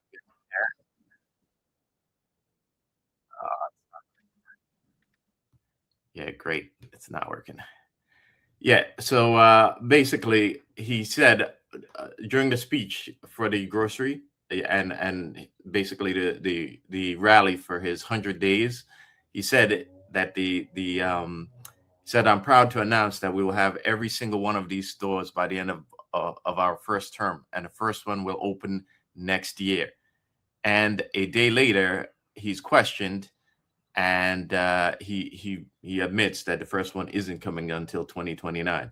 So again, we said that he knows that it's not going to work because it hasn't worked before, but it sounds great to his voter base because, again, unfortunately, a lot of the young people can't afford anything in the city anymore. So it sounds great, but he knows the reality of it is it's not going to work, right? And that's why it's not even happening until near the end of his first term. So that means even if it were to happen, right, he's not going to be there to see the results of it, okay, or the costs of it. And by the way, it's going to cost $30 million, okay? And the entire budget for this is $70 million for supposedly five groceries, I guess one in each borough. And the first one is taking 30 million. So maybe it's just me, but the math doesn't add up, okay? But I'll see if I can play that video as we go around again. You know, GDP measures spending. It measures affordability, but it doesn't measure happiness. And what people don't understand by this also, if you rely on a government grocery store, you have to ask yourself, what type of quality will they have, right? Because in order to have a reduction while we have inflation going on, especially with the GDP, what's GDP? It's goods that are sold, it's products that are consumed. And one of the products that are consumed under the GDP is eggs. Not eggs in a restaurant, but eggs in a grocery store are part of GDP and how we measure goods that are sold, you know, in agriculture and things like that.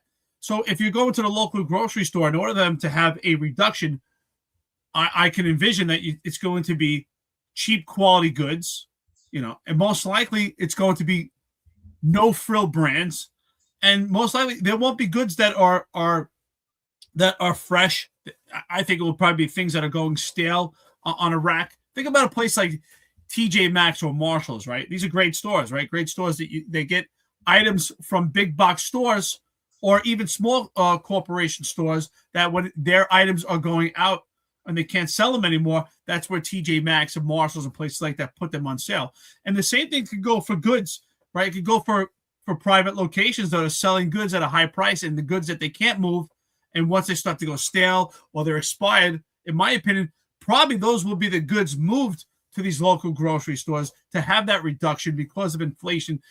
In my opinion, not only will it make the products at these other grocery stores where people shop more viable, but it will even make them more expensive for that reason. Will drive up the inflation even more. So we have to look at the GDP when it comes to this kind of stuff, even at this small level. So I think that this whole thing is just going to backfire. But yes, Marlon, you brought up 2029, which is why I brought that up earlier. How convenient that the grocery store will actually come to fruition the end of 2029.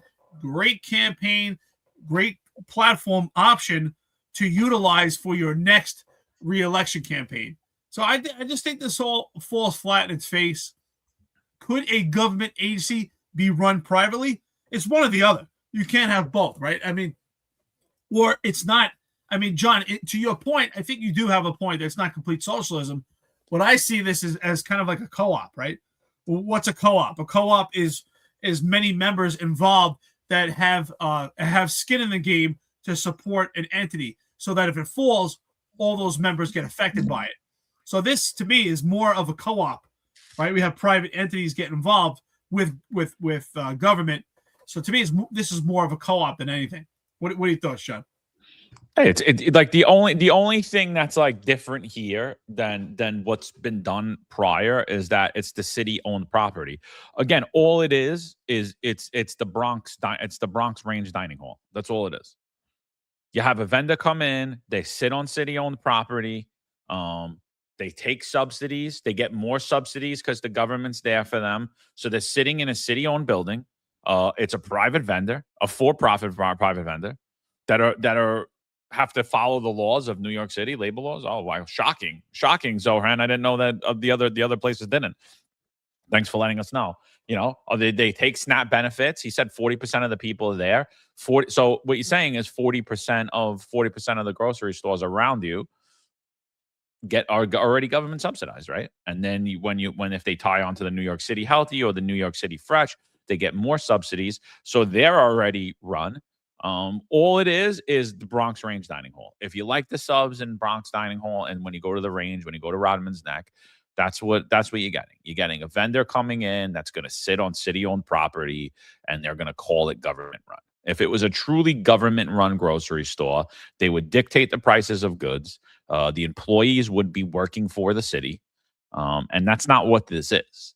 You know, it's really fake, honestly. You know, and it's laughable to me. It's totally laughable to me. You know, I think you know, in his first 100 days, he came out and he showed everybody that he's actually not a socialist.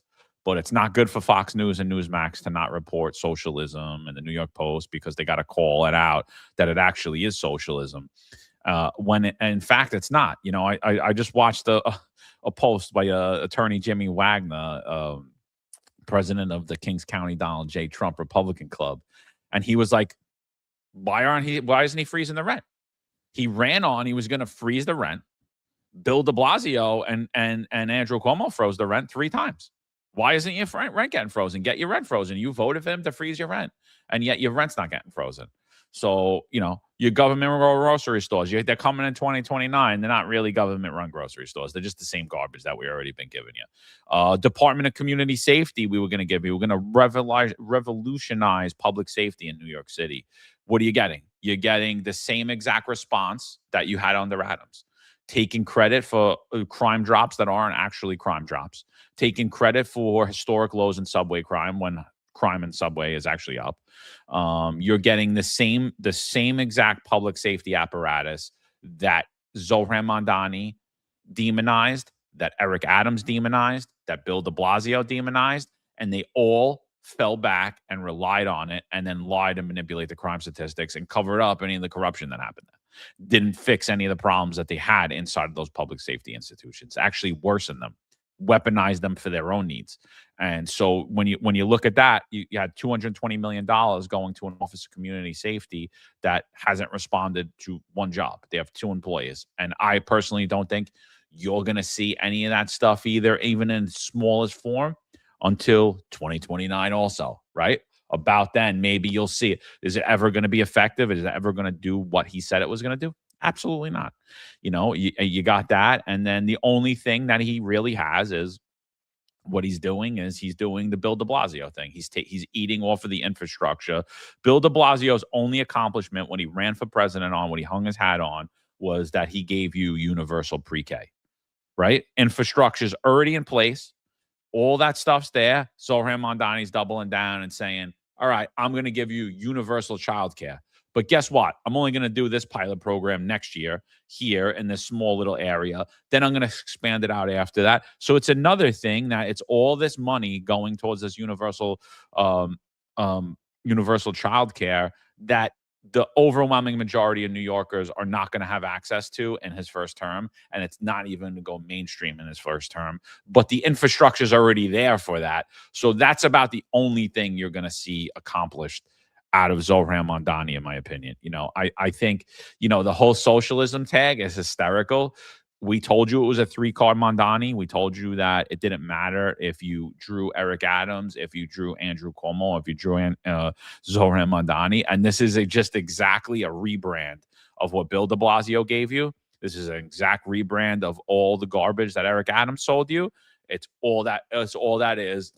More media talking points for the right wing saying this is socialism, more media talking points for the left wing saying how great it is. Government's going to come in and fix your problems. And all it is just more government incompetence and corruption. Yep. Let me see if I can play it now. So the first video is the day before during the speech, during the 100-day speech. During our campaign, we promised New Yorkers that we would create a network of 5 city-owned grocery stores, 1 in each borough. Today, we make good on that promise.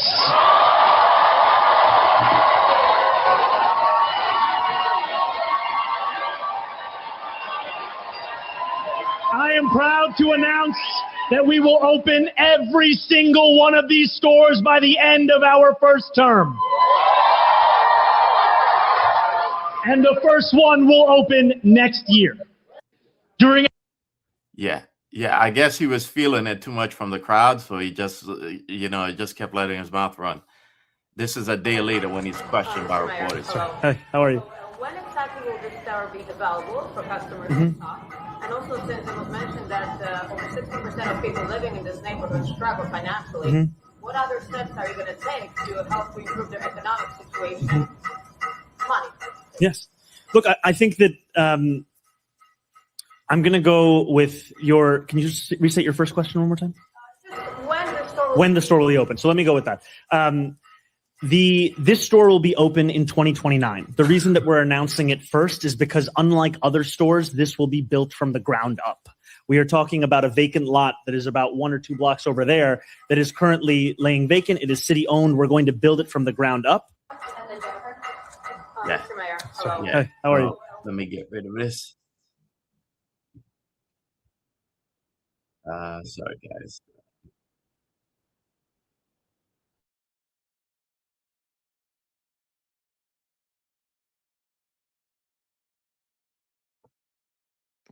I think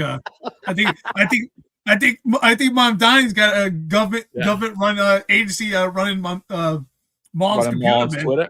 Yeah. We already see the loss in efficiency right there. Listen, you know, I will say one thing, John. One thing I agree with you. I think we can kind of say there's like 2 categories, right? You have classic socialism and then democratic socialism. So I think there is a difference. I think, right, because classic socialism is regulation and no private entities involved.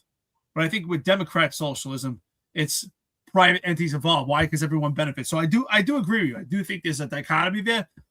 And I think that there's a different type of socialist. I do think that he's a socialist in many aspects, but it's not your classic socialism because they want private entities involved. So that part I do agree with you. Just wanted to reflect on that. Yeah, this is the system that's been in place in New York City for a long time. So, you know, like Mamdani's putting a spin on it, and the media is selling it to you. And when you look at it, it's exactly what's been happening across New York City forever. There is that slight mix of socialism. Some of it's good, some of it's bad, right? And you know, I just think we're all being gaslit, and we're just watching the crumbs go out the door. And it's like, you know, what are we hooking on here? You know, like I don't know, man. I really think, like, I look at, like, I watch the news now and I watch the media, and I'm like, what are they even talking about? And what is everybody else talking about? You know, like, I don't know. I just think it's all gaslighting, man. I think it's all gaslighting. There's definitely that, you know, that mix of socialism in there, but it's all been there already. Nothing's changed. We already have these things in New York City. We already have a grocery stores running this exact way. Numerous of them, more than even just 5, that are all subsidized. We just don't have it. Well, actually, I don't even want to say it. There are people operating on government. There are people operating businesses on city-owned property already that are getting already. You know, so it's like it's really nothing here. It's just a rebrand and saying, yeah, here we go, and we're gonna waste more money on this stuff. That's, you know, but don't worry, we'll get it to the end of my first term. We'll get it up and running during my second term, and then, you know, 8 years later, they'll rebrand it and throw another $200 million at it, and it'll be nothing. You know, it's the same. You know, it's the same thing. I mean, like, you know, I didn't hear one thing that Mamdani said on the campaign trail that Adam didn't say on the campaign trail. But yet, when Adam said it, it was fine. And now that Mamdani's saying it was a problem, and I'm like, I don't know. I don't see anything real great here. I don't see any benefit for New Yorkers, really. I just see more crumbs going out the door, and I don't see much more of an impact on New Yorkers. You know, it's a shame that we can't use our taxpayer funds competently, but this is just more of the same. I think you kind of mentioned it, right? So here's the question: with not free grocery stores, but cheaper run grocery stores, assuming if we live in a pretend world and say they're going to have the same products as another store, I think this is going to be like going to an Aldi or other type of grocery store that has off-name brands that are, not saying they're bad, but they're not your typical name brands that are sold in America that are a higher price. But what are those reductions? And as I said earlier, because a grocery store, and the reason why I did some research on it, the grocery stores, most of those businesses, their margins are only 1 to 3% on actual food items. There's more of a margin on other items like candies and things like that, things that you find in the front of a grocery store that people are attracted to. But the actual food itself is not that high margins. So how much of a reduction or decrease in price in comparison? What is it going to be the percentage? Assuming they were going to be the same milk. If you buy a gallon of milk in a private grocery store, let's say for instance, $6.99, $7. I think prices are insane right now. I think it even see up to $8.99. Let's say $8.99 for a gallon of milk. What will be the price in these cheaper grocery stores? I'm curious. Yeah, What do you think? If it's $8.99 in your grocery store, it'll be $8.97 in their grocery store, and that they're gonna sell you how we saved the world. It's cheaper groceries. I mean, Right. we watch what they do with the crime statistics. It's like none of us should be surprised that they do it with everything else. They literally gaslight you with absolutely everything. You're going to be gaslit with the prices itself. And all the while, by the time this thing comes up, gas is going to be, gas will be $5 soon, but not gas, but milk will be $10.99 and they'll get it to you for $10.95. And how are they going to do it? There's going to be something there. They're going to be buying it like whatever it is. You know how you go to Marshall's and there's like some little defect, or That's what I was saying. Yeah. you only got a limited day. Like however they do it, they'll figure it out. But that's a great question, Eric. Like, what is that discount going to be? How much cheaper are they going to be? And I guarantee if you ask that question, they'll cut your mic off and they'll never ask you another question again. And you'll never get an answer to that question, because like that's the same thing with the Department of Community Safety. How are they going to run 7 days a week, 24 hours a day, 7 days a week? Are they going to have weekends off? Huh? Why do you hate the government? Why don't you give them a chance? It's like, why can't you just answer a question? You're saying you're revolutionizing something, but you can't answer a basic question. Basic question. What's that discount going to be? They're never going to tell you. I think what they're going to do is sell small items. Like if anyone ever buys a giant Marlin, I don't know if you do, but I remember growing up, my parents would always buy the tubs of ice cream in the grocery store, right? We grew up kind of poor, but that was one thing we'd always have. It was nice, right? They would buy the tub of ice cream. But if you notice what they do today, right? Let's say you buy what's one of those companies, Blue Bunny or something like that, right? Blue Bunny, they sell in the grocery stores. And let's say for instance that tub of ice cream is $5.99, rhetorically speaking. What they do now is they sell the same price, but a smaller tub. And I think that's what they're going to do in these grocery stores, is they'll say the price is less, but it's actually going to be a small item. So instead of buying a big bar of Cracker Barrel cheese, you'll get half of a barrel. So it'll be half the price, but you're not realizing you're actually buying a small item. So I think that this is just going to be complete semantics. What are your thoughts, Marlon, on and especially researching GDP and how grocery stores work? This is it's just not sustainable. It's just going to be a facade.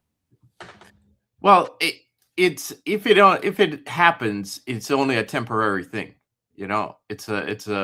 It's not long-term sustainable because again, government has to subsidize that, and then the costs will continue spiraling out of control when government does it. Yeah, and the city's already in a budget crunch. Keep in mind though that again, this has been tried throughout history, and at times, what's very interesting is when it was tried. It was tried again around 1918 by Mayor Mitchell.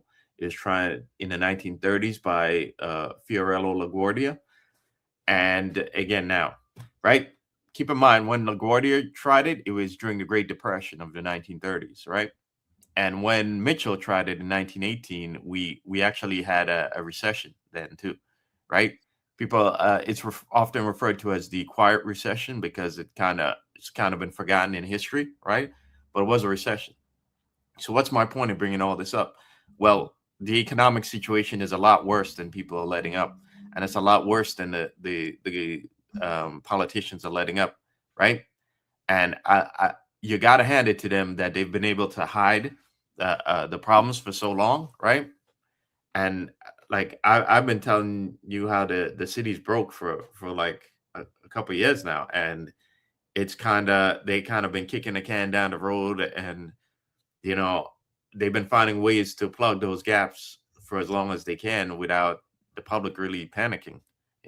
Even up till now, we still have a $2 billion gap in this year's fiscal budget, and it's really not being talked about in the media.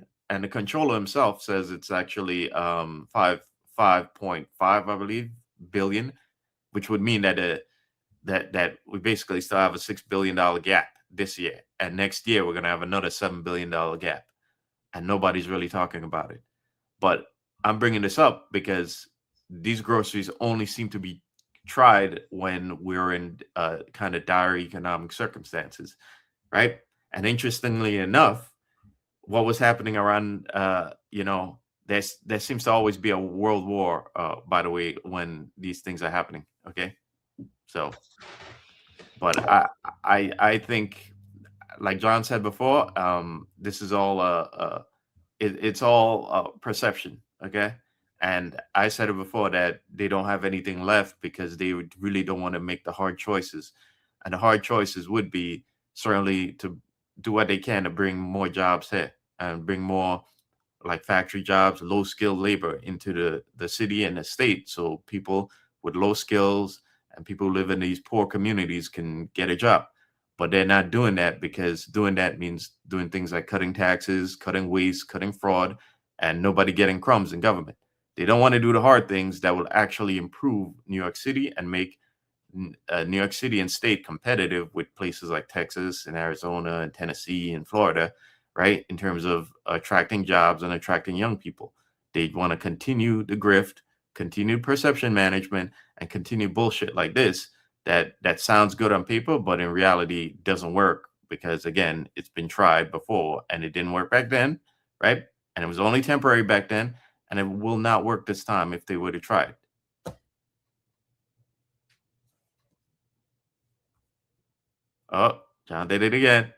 Sorry, I keep having to play these videos. The background X changed everything with these videos, so I have to play them first, and they play. So I have to mute myself every time. I just keep forgetting to unmute myself. It used to not be like that. I don't know, but whatever. Joe .6899. He says, "You guys don't know what you're talking about. They're throwing word salads for something you can't prove. Save your criticism for when the actual prices come out." So here's the problem, Joe. Like, we all get hooked on our favorite team and our favorite politicians. And I mean, these are reasonable questions. You're being told your groceries are going to be cheaper. What's the range? What could you expect? You're not told that, but yet you're defending it. I mean, like, why are we spending millions of dollars without being able to tell you? Like, if I present you with a business plan right now and I want you to invest in it, and you're a taxpayer, so you're the investor. If I present you with a business plan like that now, and I'm like, listen, I need you to give me $1 million, and I'm going to open this grocery store, and this is what I'm expecting to do in business, and you're going to get 5% returns every year on your money on that business, and based upon this revenue, you'd be like, okay, I'll let me look at this. All right, the numbers are here, okay. But instead, I'm coming to you and I'm saying, I'm going to take $30 million in 2029. I'm going to open up a government-run grocery store, and your groceries are going to be cheaper, and you're jumping up and down for it. That's what we're saying. We're not knocking it. We're saying that, again, you're not being told anything. You're just being sold a bag of goods. And I just want to comment about this guy, Frank Reagan, in the chat. Frank Reagan too. This dude is obsessed with Mike Marino. Mike, I don't know if you're still on, if you're listening to this, but I would ignore this clown. This guy obviously has some deep-seated personal issues with you, and he's a coward. Because here's my problem, Frank. I say a lot of shit. I talk a lot of shit online. I talk a lot of shit on this podcast, but I do it from my own name, and I'm willing to address and speak with anybody that I talk about. Everyone has my number. Everybody knows where I live. I'm not afraid. I'm not. I go wherever I go. I hold my head up high. I say the things that I say because I believe in them. If you had a problem, be a man and let everybody know who the hell you are. Instead, you just talk shit from behind a fake character. You're like, and that is the most of the people that are retired from the NYPD. You guys are retired and you're still scared, but you're obsessed with Mike Marino. Why? Go hit the gym. Go take care of yourself. It's pathetic, dude. I'm watching the chat. The guy's like, it's insane. This is every day. It's every day. This guy's in here. You know what's interesting to me about that? By the way, Mike, shout out to you, brother. I got to call you, man. I've been so busy. I'm sorry. But Mike, shout out to you because I think that's a compliment. One thing I learned is that no one hates on you that's doing better than you. And if someone's trying to personally tear you down, that means they look at you as with high esteem. So, Mike, shout out to you, brother. We appreciate your contribution, man. You're a great man. Joe 6899. I don't know why he's defending this whole system, but let's talk about it. So Joe says, I'm defending it because I trust the administration. Okay. Maybe we should stop right there. Joe, are you trolling, man? Yo, come on, seriously, bro. All right, listen. He says, I'm defending it because I trust the administration. That should be the end of the sentence. To run a grocery store, that is for people who need it. Dude, you have no idea how economics work, clearly. The store shouldn't be looking to make a profit off this. We're not saying that they make a profit. I even told you earlier in the episode, I think I said it twice, that the margins in a grocery store are as low as 1% to 3% to just cover their cost. In a competing market, how does a government store run if there's no profit? Who pays for that? So you didn't ask that question. Who pays for it? The taxpayer pays for it. Now, I'll tell you where there is government-subsidized grocery stores that do work and why, since you want to have this conversation. So in military installations, I use my experience as a veteran, right? When you're on military installations or bases throughout the country, you have grocery stores, which are called commissaries. Now, the reason why they work, right, it's a lower cost. The goods at a commissary are lower cost, but the reason why is because it's for limited personnel, right? Only military personnel or retired, anyone that has access to a base actually goes to a commissary. So they're not competing with the open market. They're not competing with the private companies. That's why it works. So if you want to have the discussion, we can use that comparison. So like grocery stores, even like small communities. I think, John, since you're in Florida, in Florida, some of those 55 and older communities, they have like small grocery stores and small things. And the reason why they work is because they're not competing with the outside market. It's just for a small amount of people. So that's why those things work. What are your thoughts on that, Marlon? Well, I'd just like to point out that, the Pentagon has failed. Let me see if I could get it here. The Pentagon has failed 8 consecutive audits, right? And it's upwards of $1.8 billion, $1.8 trillion, right? That goes missing from the Pentagon's budget. And that money goes unaccounted for. Okay. So now we don't know exactly where that money goes, if some of that money goes towards the commissary. But the fact is, the Pentagon's budget, there's a lot of money that goes unaccounted for in the Pentagon's budget. And how are we to not think that some of that money might be also subsidizing commissary? Okay. But so I'm gonna push back against you, Eric, and say that I'm not necessarily sure that model even works. Okay. It works because that money's unaccounted for. If we were to actually account where all that Pentagon money is, I'm sure we're going to see that it's, again, being subsidized. And the problem is it sounds good on paper. In reality, it just does not work. Okay. 5 grocery stores do not have the power to negotiate prices that a chain does. Okay. It's just this isn't the first time all of this stuff has been tried, and it has never worked out because it's against human nature and it's against the way things operate in the real world. Yeah, I don't know. I gotta laugh. Like, the chat's hysterical. So look, if you're gonna attack people, use your real name. That's my whole thing. And you guys are saying this isn't gonna work, but the post office is running. The Pentagon is running. It's actually not working, but we'll sell it to you that it is. So, and again, Reagan, nobody believes that you're active. Stop it. Mike Marino, you're definitely retired, dude. Stop the lies, And then we already know who you are, so you could just tell us you're the Timu Eric Adams. You could just come out. So other thing, we, of course, we don't believe that this will actually work. You could be sold that it'll work. You could get social media videos that it work. You'll get a bunch of press conferences that all this stuff works. And the same way we were telling you for 4 years that crime is not down.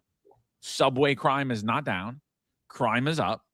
But yet that didn't stop Eric Adams from selling you all guys a bag of goods. And we had Republicans, we had Newsmax people, and we had Sid Rosenberg defending that crime was actually down. We had them defending it.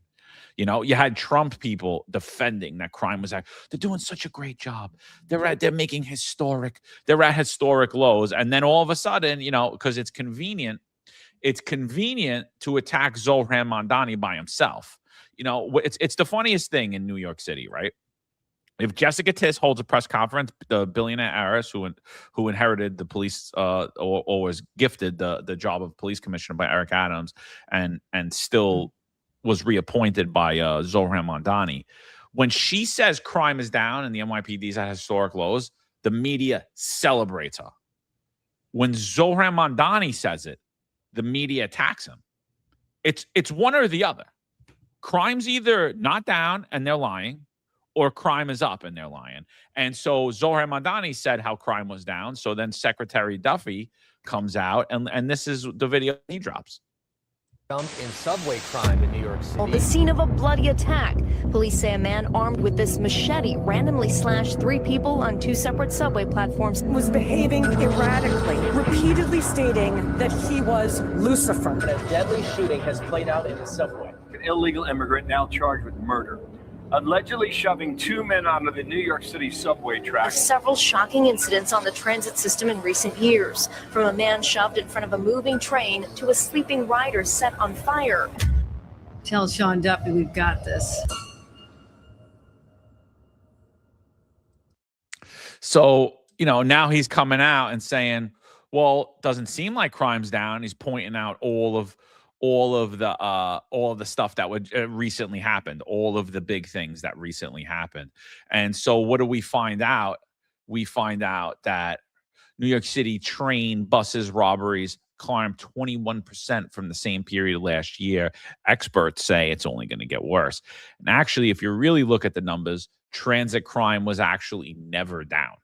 It was always up, and we showed you time and time again on this show as far back as when we were pointing out Mike Kemper when he was telling you, oh, you know, we're at historic lows in subway crime.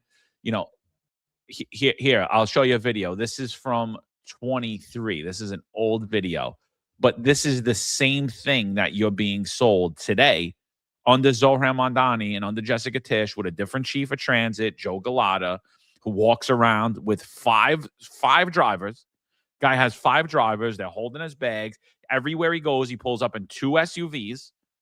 And yet police precincts have no staff because we need somebody to hold Joe's bags, and you need two SUVs to drive him around wherever he goes.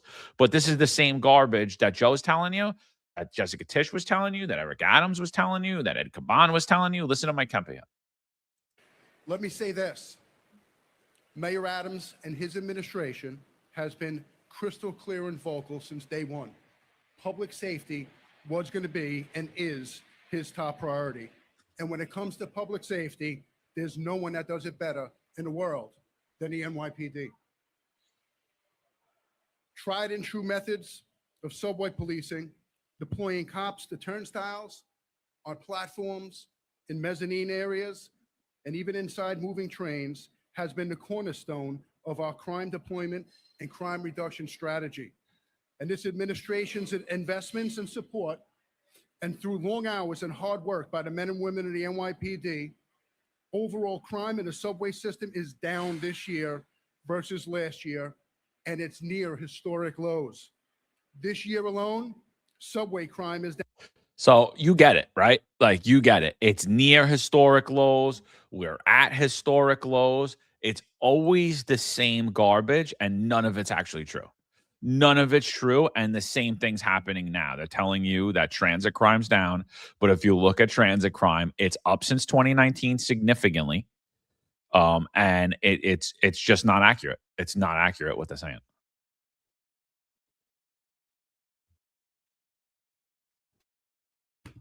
Sorry about that. Yeah. I mean, the amount of incidents that's happened in the subway this week, you know, it's getting out of hand. And we said a couple episodes ago, I don't see how they're going to be able to taper overtime costs and keep keep subway crime down as well, you know, because it's going to necessitate a lot of transit overtime, right? Unfortunately, like, again, doing the right thing would mean there's less crumbs, and these guys don't want to do it. And the right thing would actually solve a lot of these problems, but they're not going to do it. Instead, they're going to give us lies and spin and narrative management, rather than to actually solve the problems. And this is going to be interesting as we get further into the summertime, and we see crime in New York City. Traditionally, everything tends to go up in the summer when the weather's nice and there are more people outside on the streets. So as we head into the summer months and these takeovers, but these street takeovers that we've also been talking about, there's a report from LAPD stating that they're anticipating these street takeovers to increase as we head into the summertime as well. And you best believe that NYPD actually got that report and looking at that report too. And I know they're already thinking about it for the Bronx, right? So with all these concerns heading into the summer months, how do you taper the overtime and have with the current manpower and still be able to staff the subway with cops and not destroy that budget? It's going to be interesting. What's interesting is we often point out the fact that he claimed that the strategy was so effective under Eric Adams when he was the mayor, and that their crime was brought down to near historic lows. And what's interesting is we often pointed out on this platform, there was no strategy, in which what Marlon was talking about here. The strategy was by just flooding the transit system with cops on overtime, which is not a sustainable system, which is why John and I and Marlon often ask on social media, what is the plan when the funding runs out to put cops on overtime? And we met with never an answer, because there was no plan. And now with the shortage of cops, that's increased even more. And the shortage was then too, when they were utilizing overtime. There is no plan. And what we're seeing is crime right in your face, right? We're seeing the perception versus reality we often talk about, where Marlon often refers to as narrative management or perception management. What you're seeing is that your eyes are telling you the truth.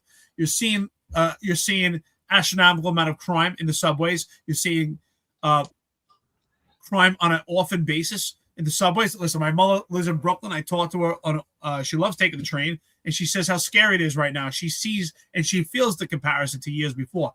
And what's interesting, John did not play the video here, but several times have we played videos earlier in different episodes within the past few years where Mike Kemper has referred to the transit system as crime being down, but said that they're not comparing it to the pandemic era, leaving out those years as it didn't even happen, which is quite interesting. And what we often heard also, something that was mentioned, I think this was about 2 years ago, when Michael Kemper actually mentioned the amount of assaults, and it was an alluring number that was happening in transit.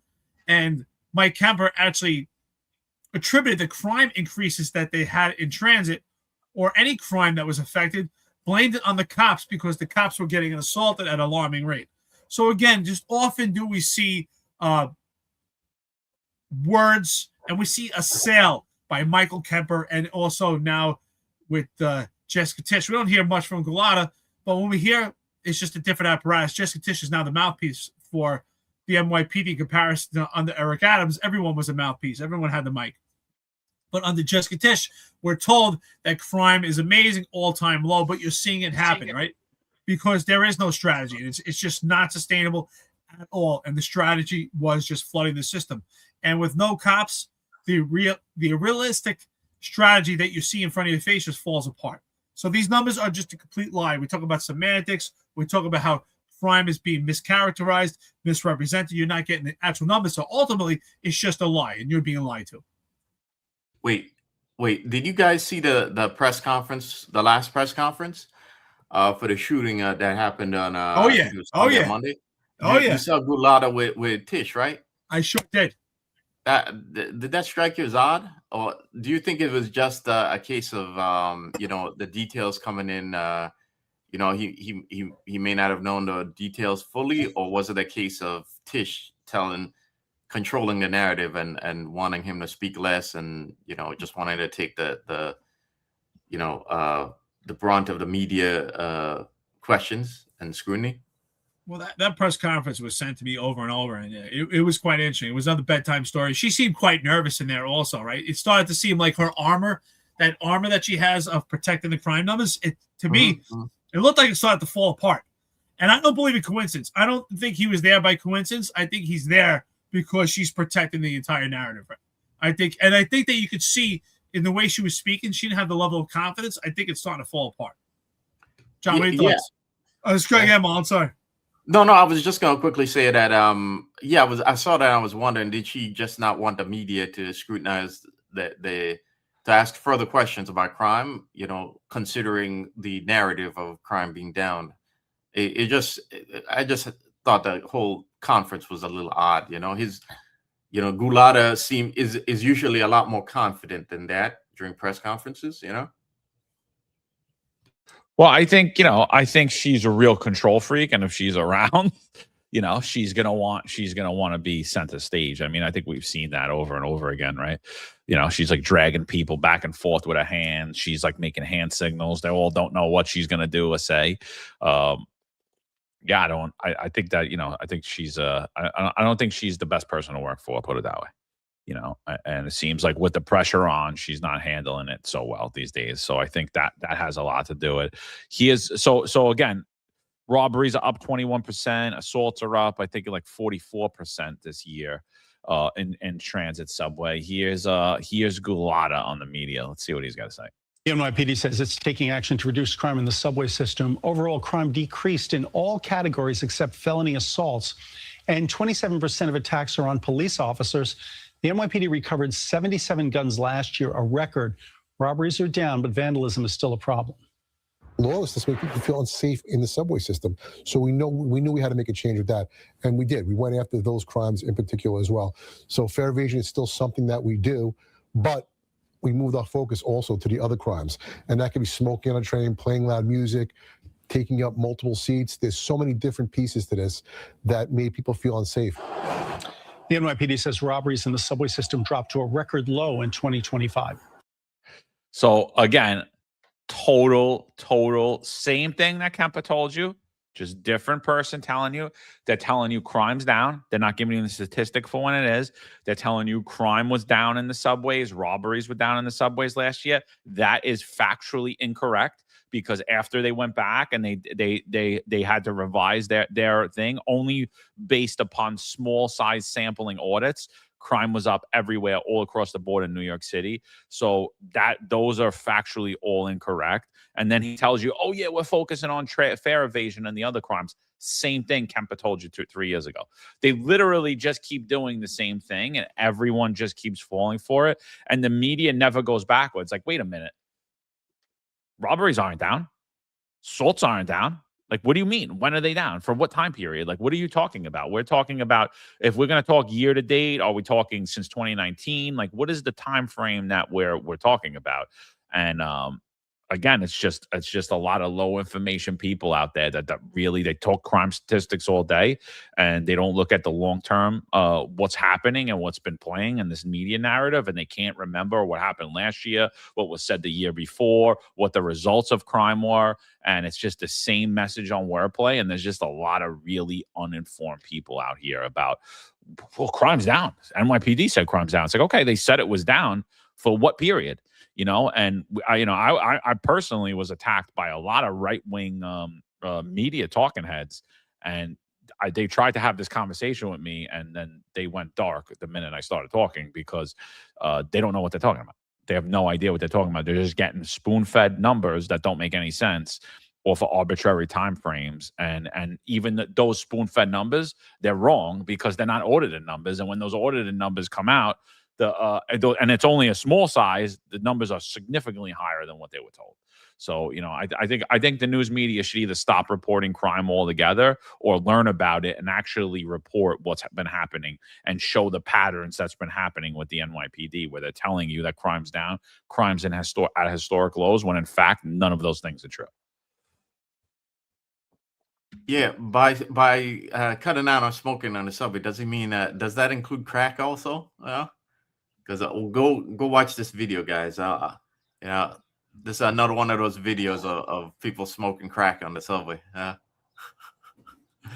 But anyway, yeah, like we said, they don't have much left, but to spin a narrative, and it's also a cynical play, by the way, because the assumption that most people in New York City are low information and that this is going to work on them, and sadly, it seems like it is, but I don't know. I just hope I know where this ends, Oh, and assaults are up 60%. I said 44 last time. They're 60% in the subways. Yeah. And again, who do they blame? They blame the cops, right? They're not telling you that they're putting any systems in place so the cops don't get assaulted. I almost think that the NYPD wants the cops getting assaulted at this point, because anytime there's any crime issues, they just blame it on the cops. Oh, the reason why assaults are up because the cops are getting their asses kicked. Oh, that's great. And we heard that before with Michael Kemper. So, yeah, it's the same template. They literally have the same template. It's in Jessica Tisch's book. Oh, okay, here, break this up. They always use the same story. Somehow they fit that narrative into any situation that happens. And people, like you said, John and Marlon, people aren't listening. They're not looking what's below the surface. They're just taking it as face value. Well, then you have people like Joe. Joe, I don't know where you went. He was here for a short time, said he trusts the administration. Great. You trust the administration. That's great. Just go walk around blindly. See how that works out for you, because it's not working out for us, and I'm watching for a distance, so I don't know how it's working for you, and you're close front and center. Good luck with that one. Uh-oh. Yeah. And this You came beat out. Marlon today. Yeah, I'm going to be doing this a lot unless they Marlon has no excuse though. Like, I'm literally playing these things in the background. So I'll give you that. Marlon has zero excuse. Yeah. No, I got a lawnmower man outside. Okay, I got an excuse today. All right, at least you made it on time today, Marlon. Yeah. So this comes out now. I found this to be hysterical, because John Shell told us that we weren't having problems with people on mopeds committing crimes anymore. I don't know. I think we solved that in 22 or 23. That was done. They found the one guys that were doing it. It's over. John who? John Shell. Remember he was on Dr. Phil? No, we solved that. Oh, yeah, that guy. Oh, we don't have those problems no more, So, John. So look, this is a straight strong arm robbery. So these are felons. 2 different scooters, 3 people driving around. They go up to this kid, jack him for his hoodie. Watch this.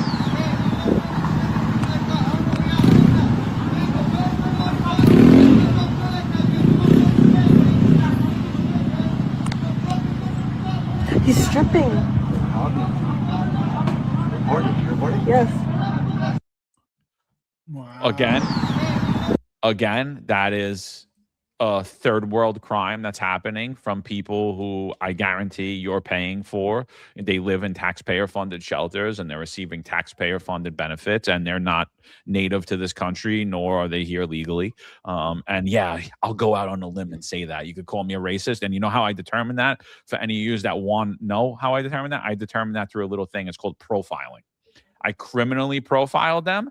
I racially profiled them. It's called profiling. It works. Sorry, people. Sorry to help to break the news for you. But so this kid gets strong arm robbed, and you're all going to yell up and down, where are the cops?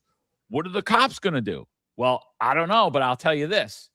If the cops go up and they try to stop these kids that are on unregistered, unlicensed mopeds without helmets on, who are driving recklessly in an attempt to evade the police while they would technically be fleeing felons. And if they fall and die as a result of that pursuit, or because an officer tried to pull them off the bike, push them off the bike, throw them something at the bike, NYPD cops could expect to get 3 to 9 years in prison, and they could expect their union head to be in an Islanders box with the owner fundraising for their favorite attorneys.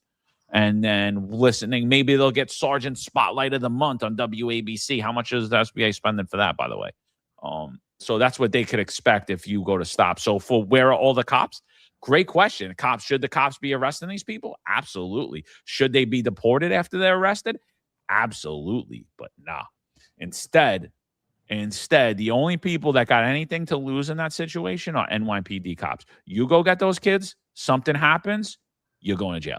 Yeah. You go get those kids, nothing happens. We'll give you an attaboy, and maybe we'll give you a Twitter post and be like, look, we pulled a gun off the street and stopped strong arm robberies. The sacrifice of the police officers. We'll never forget. We're always a family until something happens, and then we throw you in the trash. Or but first we'll grift off you. First we'll grift off you and get a lot of donations. That's not going to help you or your family. Yeah, but John, you don't understand. See, there was no crime committed. He gave him his shirt. It was a gift. So that's not getting documented on a complaint report as a crime. That was a gift. What's that? He probably felt bad for him. He thought they were exactly. Cold. He just met new friends. They approached him and he gave them a hoodie, gave him a brand new gift. So the cops that would be chasing the guy down, the perpetrators, the cops are doing wrong because there's no crime committed. But you know what? I'm glad you brought this up because I had numerous conversations with cops. And apparently, John, Marlon, and myself were wrong. You know why? Yeah, you could still chase these guys and take them down. See, Eric Duran threw a cooler. See, I wouldn't do that. That's what I was told. Cops said, I wouldn't do that. I wouldn't throw a cooler. So that really changed the game. Apparently, if Sergeant Eric Duran would have thrown an apple, it would be fine. But he threw a cooler. So that changed the whole game. And that's what I've been told. All these cops, it's not going to happen to me because I wouldn't throw a cooler. I was, okay. What would have happened to you?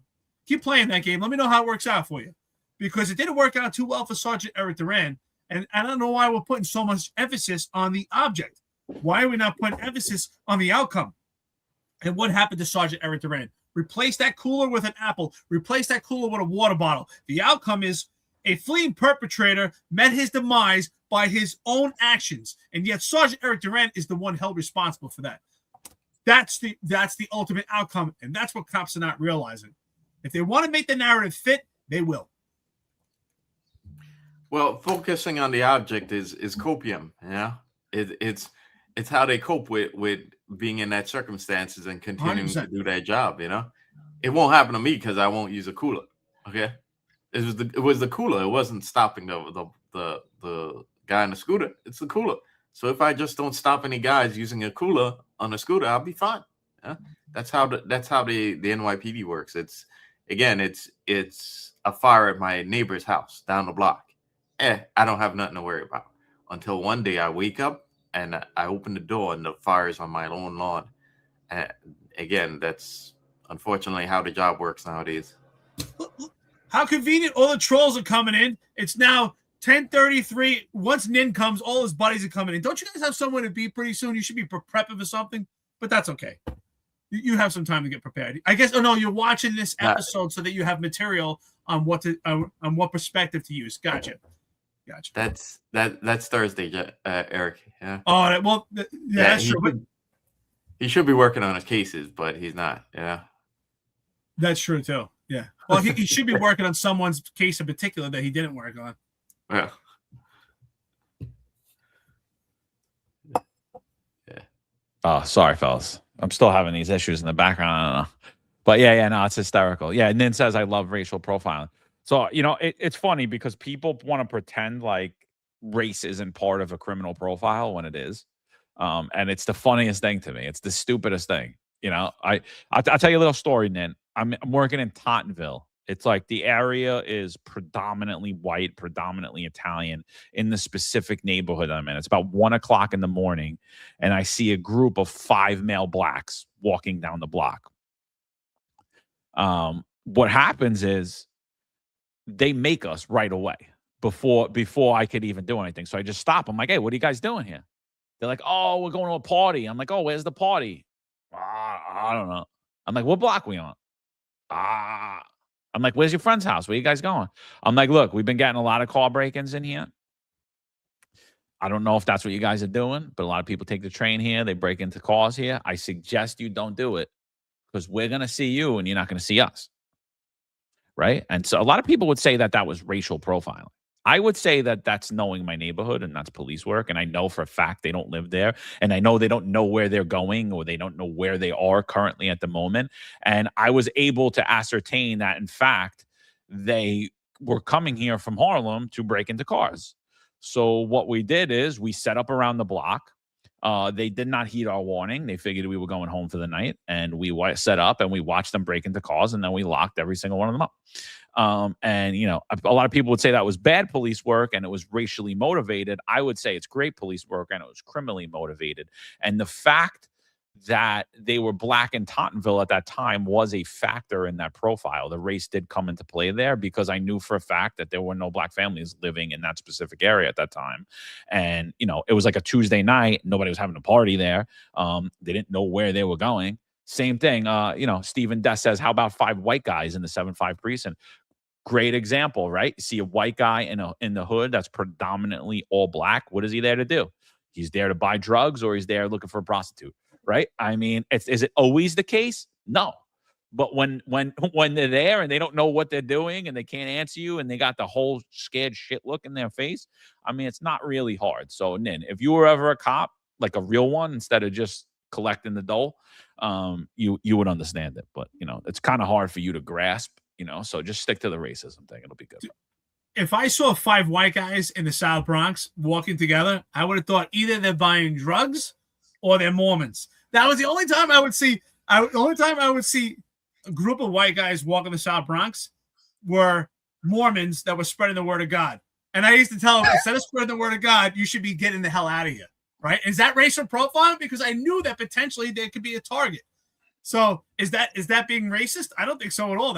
That's you know, protecting them and be realistic about what's going on here. 5 white guys walking near the Mitchell House in the South Bronx spreading the word of God, you know, with shirts and ties on, it could potentially be a target.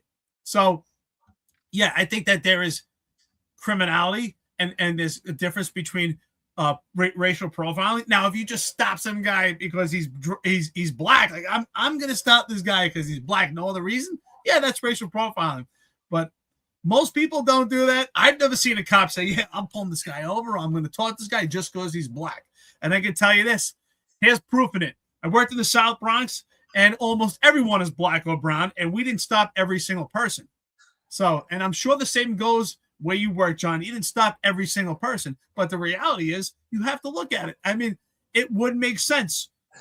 You have to look at, I would say, good intrusive police work is looking at your baseline. And working in the 123 precinct in a particular neighborhood that's predominantly white, that is your baseline. Seeing 5 white guys walk at night is odd, and you should take a look. So it's just good police work. Anyone finds that racist, you need to find another line of work or ask yourself, are you being realistic?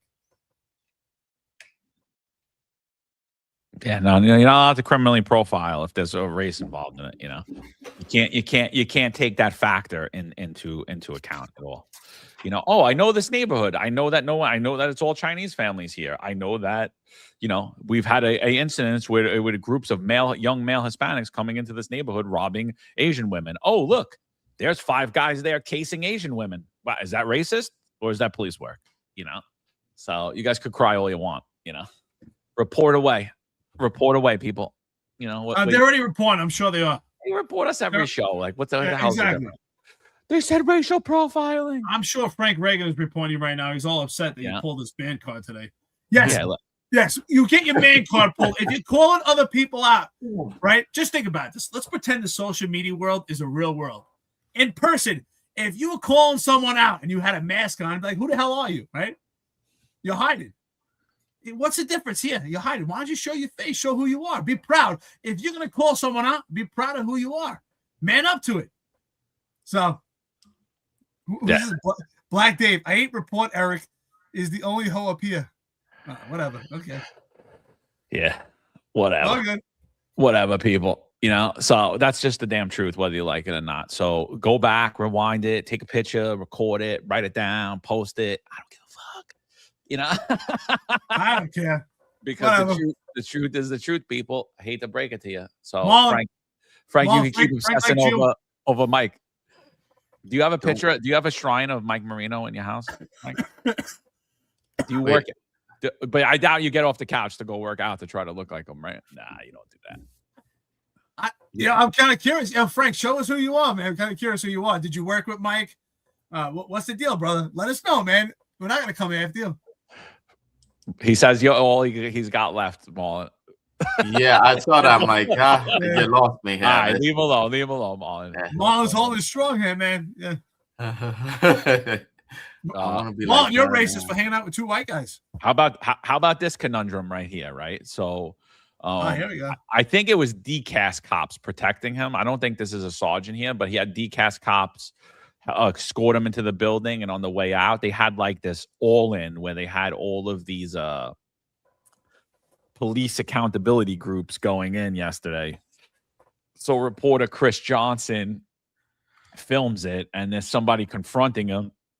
I don't know who the dude is that's confronting him, but basically he wants to testify at CCRB meetings, monthly meetings, which is, it is a public forum.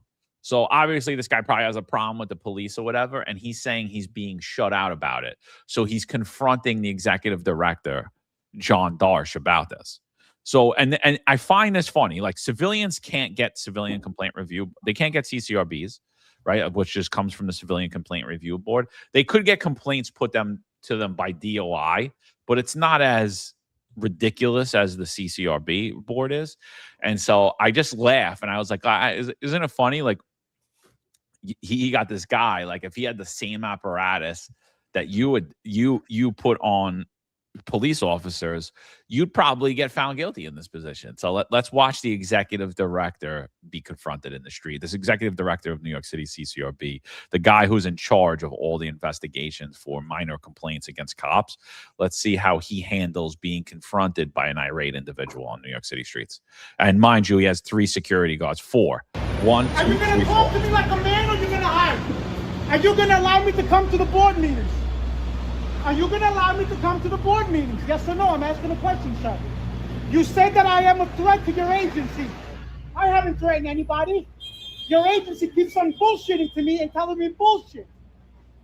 So why? Are you afraid that I might ask some certain questions to your agency that you might be afraid to ask? You guaranteed me something, Mr. Executive Director. Your own evidence proved that you lied to me to protect police misconduct. You guaranteed me something, correct? Your own evidence proved it that you didn't tell the truth. Correct? I'm wrong, sir. I'm wrong. So allow me to come to the board meeting so I can ask questions in front of the board. So why can't I come to the board meetings? I behave? Okay, I promise I'll behave normal. I just want to ask you questions in front of the board. I don't want to log in remotely, sir, because I want to look in you in the eyes when I ask those questions to you. You can look me in the eyes. No, I look in your eyes. I can read your eyes. You wanted to look me in the eyes. I want to see you in the eyes in front of the board when I ask you specific questions. I want to ask you specific questions in front of the board. I have behaved in a way. Why, sir? Explain to me why. The FOIA violations you did to me. So no one has violated. Nobody violated. So let me talk to the whole board. Let me talk in front of the board and present my case. Let me talk in front of the board and present my case. Oh, it doesn't work like that. Why, sir? Because you denied it the first time. You denied it to me the second time. You admitted that. If the officer did nothing wrong, why did your agency hide the pictures? If the police officer didn't do nothing wrong, why did your agency hide the pictures? Why did your agency hide the pictures? I'm the property owner. I know what's on those pictures. That's why you didn't give me those pictures, sir. You have no integrity. You're supposed to be an oversight agency that has no integrity. Come on. Let's go. I got you. No integrity, sir. Are you going to allow me to come to the board meeting? I give you my word that I will behave. Can I come to the board meeting? I want to ask questions in front of all the board members. I don't want to log in, sir. I want to come in person. You're violating my rights to come to attend an open meeting. You don't think so? You said you were going to bring in Article 78. Bring the Article 78. I would love to. So why haven't you? I have procedural due process. If you're not going to allow me to come to a public board meeting, at least serve me with something, sir. Let me know why exactly you don't want me to allow. Why? Because your agency keeps on lying to me? You don't have my information? Your own agency gave me back my own information without giving it to her. I refuse to give you information. Check the intake unit. I made 2 phone calls. I record everything, Mr. Executive Director. So whatever, we don't need to go anymore. But like, I just found it funny. He's guarded by 5 cops, you know, and he's got no clear answer. And if this is what cops deal with on the streets of New York City, and they just get CCRB. By the way, just to go back for you guys in the chat, all of you guys are putting quotes on what I said, and it's not anywhere near exactly what I said. So I did not say we arrested black guys because they were on Staten Island. I said they stood out. They didn't fit the profile of the neighborhood, and we locked them up. It was called criminally profiling. So you could go back and, like I said, take a picture, write it down, record it, do all that stuff. But I just thought this was super funny. And if this was an NYPD cop, think about it for 1 second. Like, it's a CCRB, and more than likely it's substantiated because he has no reason why he blocked this guy out of a public forum, out of a public meeting. And he's telling the guy, well, you don't like it? Sue me. Bring in Article 78. Yeah, I'm glad you pointed out that remark, John, because this guy is like having he's having an aneurysm right now, you know? It's like you misconstrued John's words, and then he's angry at me for not saying anything. Like, dude, get a grip, man, you know? We get all these leftists that come on here, and they expect me to like toe the line for the leftist narrative because I'm black. Okay? I mean, come on, guy. Come on. You know, you might have just started watching this show, but you really need to hang out here more often, because if you still think that we're in my case in particular, that I'm gonna be towing that bullshit left progressive crap, you know, just because I happen to be black, break. Marlon, you're not towing the line, Marlon. You're not playing the game. You're black. You're not following the black code. You're supposed to love grocery stores. You're supposed to love free stuff. You're supposed to say John and Eric are racist. You're a bad black man, Marlon. Sorry. No, it's ridiculous, dude. So Joe 6899, he says, so you think black people being a white neighborhood makes them criminals? Do you not hear yourselves? Why isn't that shut down? So again, who said that? One, I said that it was late at night. We were getting people coming in on the train doing car break-ins. I see 5 black kids out in Tottenville late at night looking around. They make us, or else I would have continued to watch them. And guess what would have happened if I would have just continued to watch them right then and there? They would have broken into the cars. So instead, I approach them. I tell them what I think that they're doing. And I politely suggest I think that they shouldn't do it. And I think that they should go home if that's what they're going to do. Right? So I do them a favor. So instead, what they do is they decide, no, this cop's an idiot. They're all going to go home for the night. We go down the block, we watch them, and they break into cars, and we lock them up for the crimes they committed. Had nothing to do with that they were black. But if you think criminally profiling, your race doesn't come into play, it's not a logical take.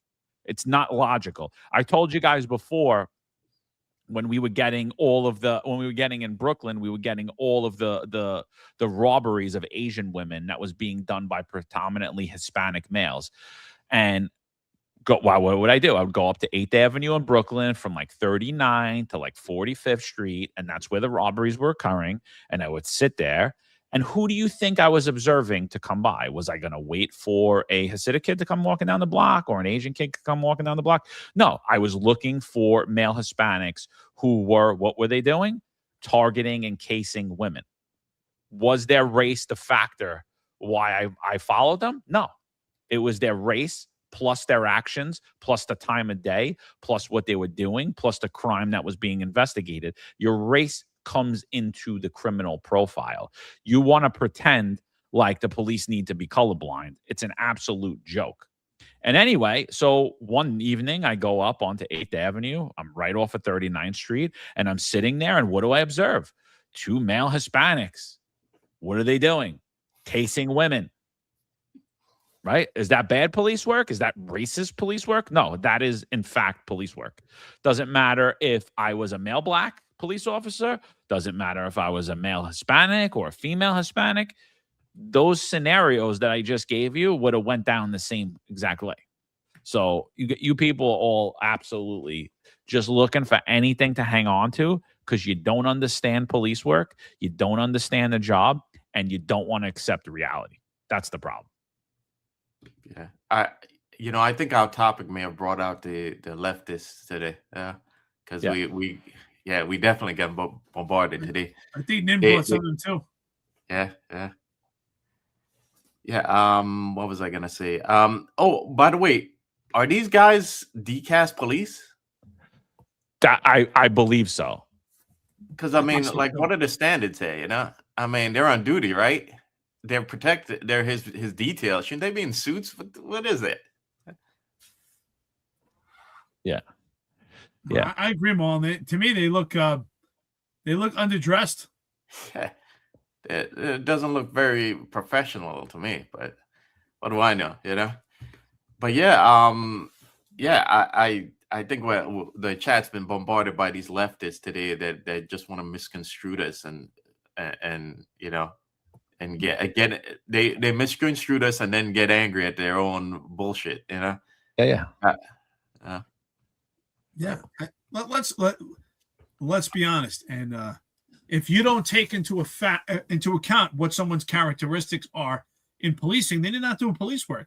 And one of those characteristics is their ethnicity and race. What do they look like? Right?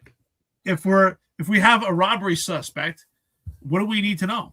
We need to know the height of the perpetrator. We need to know the potential weight.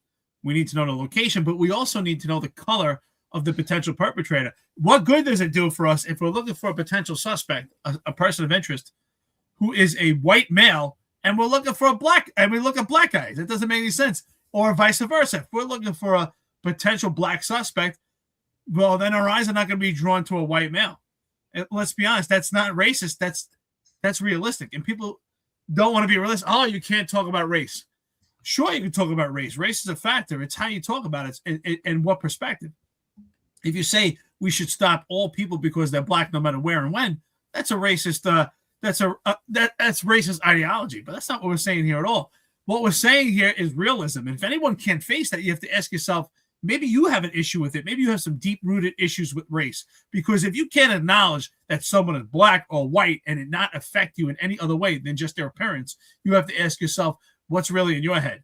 That's my take on it. No, it's absolutely ridiculous. Like, so right now we have a huge robbery pattern, and we have patterns of male Hispanics and male blacks off of mopeds.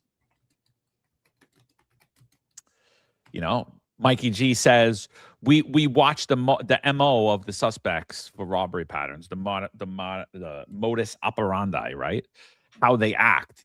Well, it's true how they act, but also who they are, right? That is part of the MO. It's who they are.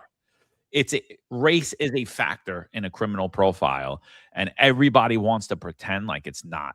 They want the police to be colorblind, but they're not colorblind. The society is so lost and so dumb when it comes to policing. It's not even funny, man.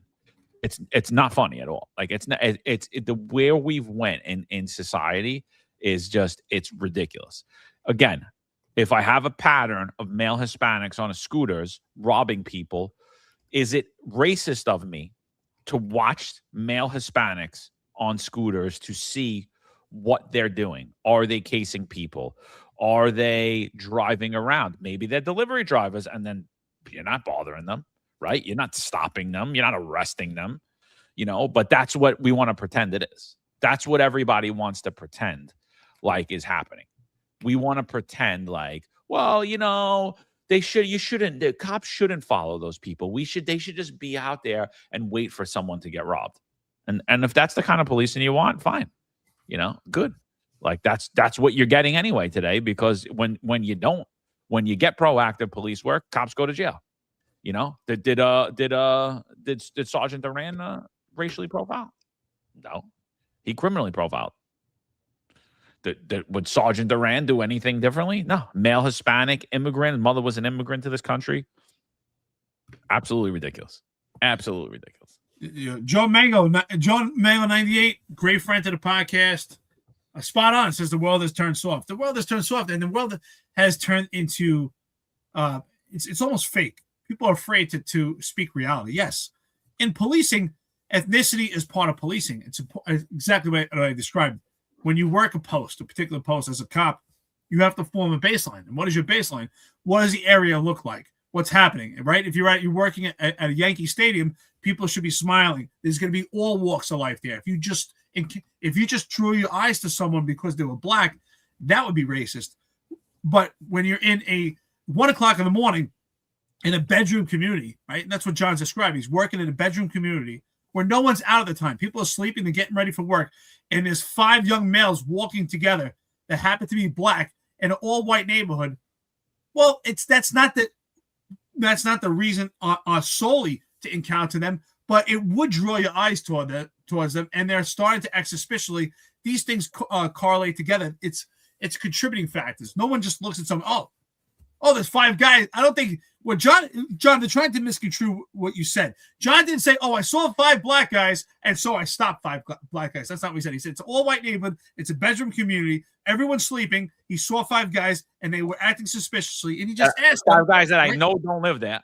Who I'm saying, the people, they don't live there, and you just asked. By the way, that's not a stop. So people have to understand that is what's called a request for information. That's a level 1 encounter. Hey, guys, what are you doing here? That's what cops do. And when they start to act suspiciously, that increased the levels of suspicion. That's why People versus Boer is such an important Supreme Court case. That is policing 101. That's just a level 1 request for information. Hey, what are you guys doing? Every cop should be asking people. You see people looking up, staring at a red light, or just confused, you should be asking, hey, you're right. Can I help you?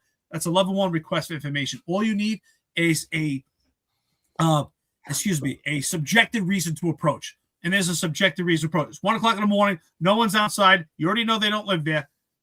A good cop doing intrusive police work would ask questions.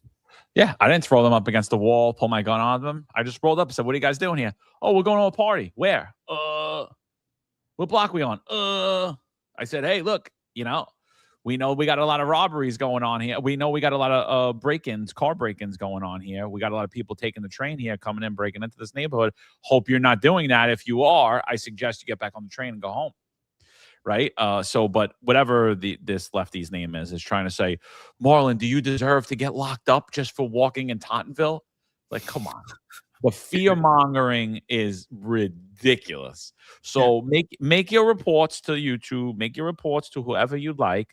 Like I said, go back, video record what I said, quote tweet it, put it out there, do whatever you like. I don't give a fuck.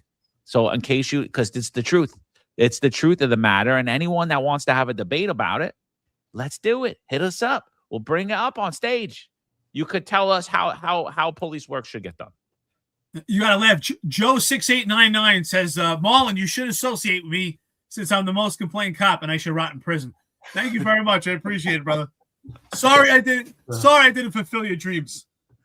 It's okay. I'm doing just fine, brother. Thanks for asking. Yeah. Listen, Acer, if I'm walking at the odd hours of the night in Tottenville and I'm giving off suspicious indicators, okay, then yes, I should be stopped in Tottenville, okay? All right? You should listen to what John actually said rather than make up your own reality, okay? Yeah. No, and this is what, and I'm glad that we brought this up because this is what the Civilian Complaint Review Board was trying to use for their scientific method on racial bias profiling, which is now no longer in the Civilian Complaint Review Board because it's virtually impossible to prove or disprove the case. Because unless John or Eric or Marlon said, hey, I stopped that guy just because he's black, there's no way to prove or disprove. But using their characteristics is what we should do. If a guy was walking who looks completely healthy and he's walking with his right leg completely cocked and straight, and he's walking, you should be looking at that and say, wait a minute. Here's a male black at 1 o'clock in the morning walking in a neighborhood. He doesn't appear to live here, and he's walking with his right leg cocked. And then you see a bulge in that right leg, and let's say you stop him and you retrieve a rifle from his right leg. Is that racist or is that good policing? That's good policing, and that's what policing. What's that? It's racist. It's racist according to them. Yeah. I don't think people understand racism. Also, I think the fact that they actually have to bring up race so much kind of makes me believe that they actually have deep-rooted ideas of racism. Wait. So, but Nin brings up a great point here, Eric. He says that you think that racism is only possible consciously because you have a tiny brain. So what he's saying is, that's so pretty funny. what he's telling you is that what he's trying to say, what Nin believes is, because his brain is so small and doesn't work properly, he believes that you're racist and you don't understand that you're racist. You don't know it. There's inner workings of your brain in the subsections, dark portions of your brain where you actually hate black people and you hate people that are different than you. Doesn't matter that you're interracially mixed and married into interracial, and married. None of that matters, because deep down, subconsciously, you don't understand that you're racist. Nin isn't, though. Nin doesn't have those deep, dark crevices. You do. And so I wrote a whole essay on this in the police department, and I'm sure it went into the shredder. But I said, there is no way on this earth that I will ever sign off to the fact that I am racist, and I'm so racist, I don't know it. And you're going to tell me I'm racist, but you can't explain to me how. You're just going to tell me in the deep, dark crevices of my mind that I have to believe that somehow I hate people. And I said, if you think that you could get me to believe that and sign off on that, then you could get me to believe in absolutely anything and sign off on absolutely anything. That is a flawed bullshit theory that's never been proven. And that is, your brain is the one that's on your brain is fried on DEI. Then it's craziness to me. White people have inherent bias in them that they can't see, but black people don't. Come on. Even you're not that stupid. And that's exactly that. They live in a fantasy world and want to pretend. So the reality is, if you had, if a man has a girlfriend, if a white man has a black girlfriend, can he say my girlfriend's black? Or he can't say that. He can't acknowledge that fact. Because that would be racist to acknowledge the fact that she's black. If someone said, hey, is this racist, John? If you showed up a photo, you showed someone a photo of 5 friends, and someone said, hey, let's say we showed a picture of the network, and someone said, hey, who's Marlon? Marlon, he's the black guy. Oh, is that racist? To point out the fact that Marlon's the black guy? Did you whisper it? Know which one to look at? Would that be racist? Or we'd have to say, no, that's the guy with the Bitcoin hat.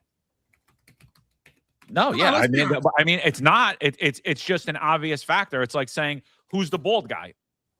Is people discriminating me, or do they follically hate people? They hate people's I'm follically challenged. They hate people that have disabilities. You know what I mean? Like it's the same thing. It's the bald guy. It's the dude with the beard. It's the guy with the tattoos. It's a characteristic. It's not racism to call things out. That's what I was saying earlier. Characteristic. No, you know what's happening is I think they're hoping that by telling us, the issue is that they use racism to browbeat people into silence and to browbeat people into curbing their speech and curbing what they say and their criticisms. It's a psychological it's a tactic to psychologically manipulate you into being filtered. And I'm sorry to those leftists who joined the chat today, but it's not going to work. Okay. And just like you trying to browbeat me into with like the Uncle Tom bullshit. Okay. It's not going to work on us here. Okay. So you guys could cope a little bit harder and you could keep trying a little bit harder, but the truth is what it is. And there's nothing that John or Eric said that's wrong. Okay. You're trying to misconstrue us, and you're trying to shut us up, because what we're saying is the truth, and what we're saying is reaching people, and you can see by how much we've grown. Okay, and let me tell you, it's just not going to work. You're just wasting your time. Yeah, listen. If you remember years ago, we had in the 112 precinct, John and Marlon maybe remember, there was a huge problem. Mexican residents there were getting assaulted at an alarming rate, and it was a big hate crime that was going on, and they sent the entire city was getting deployed to Staten Island to stop these hate crimes happening. And when they finally got a description of a potential perpetrator, it was a male black. Everyone assumed it was a male white. Turns out it was several male blacks that were assaulting these Mexicans, and no one knew any names, nothing. They were only looking at potential male blacks. Now, is that racist? I don't think that's racist at all. The only information that they had at the time is the fact that they were black.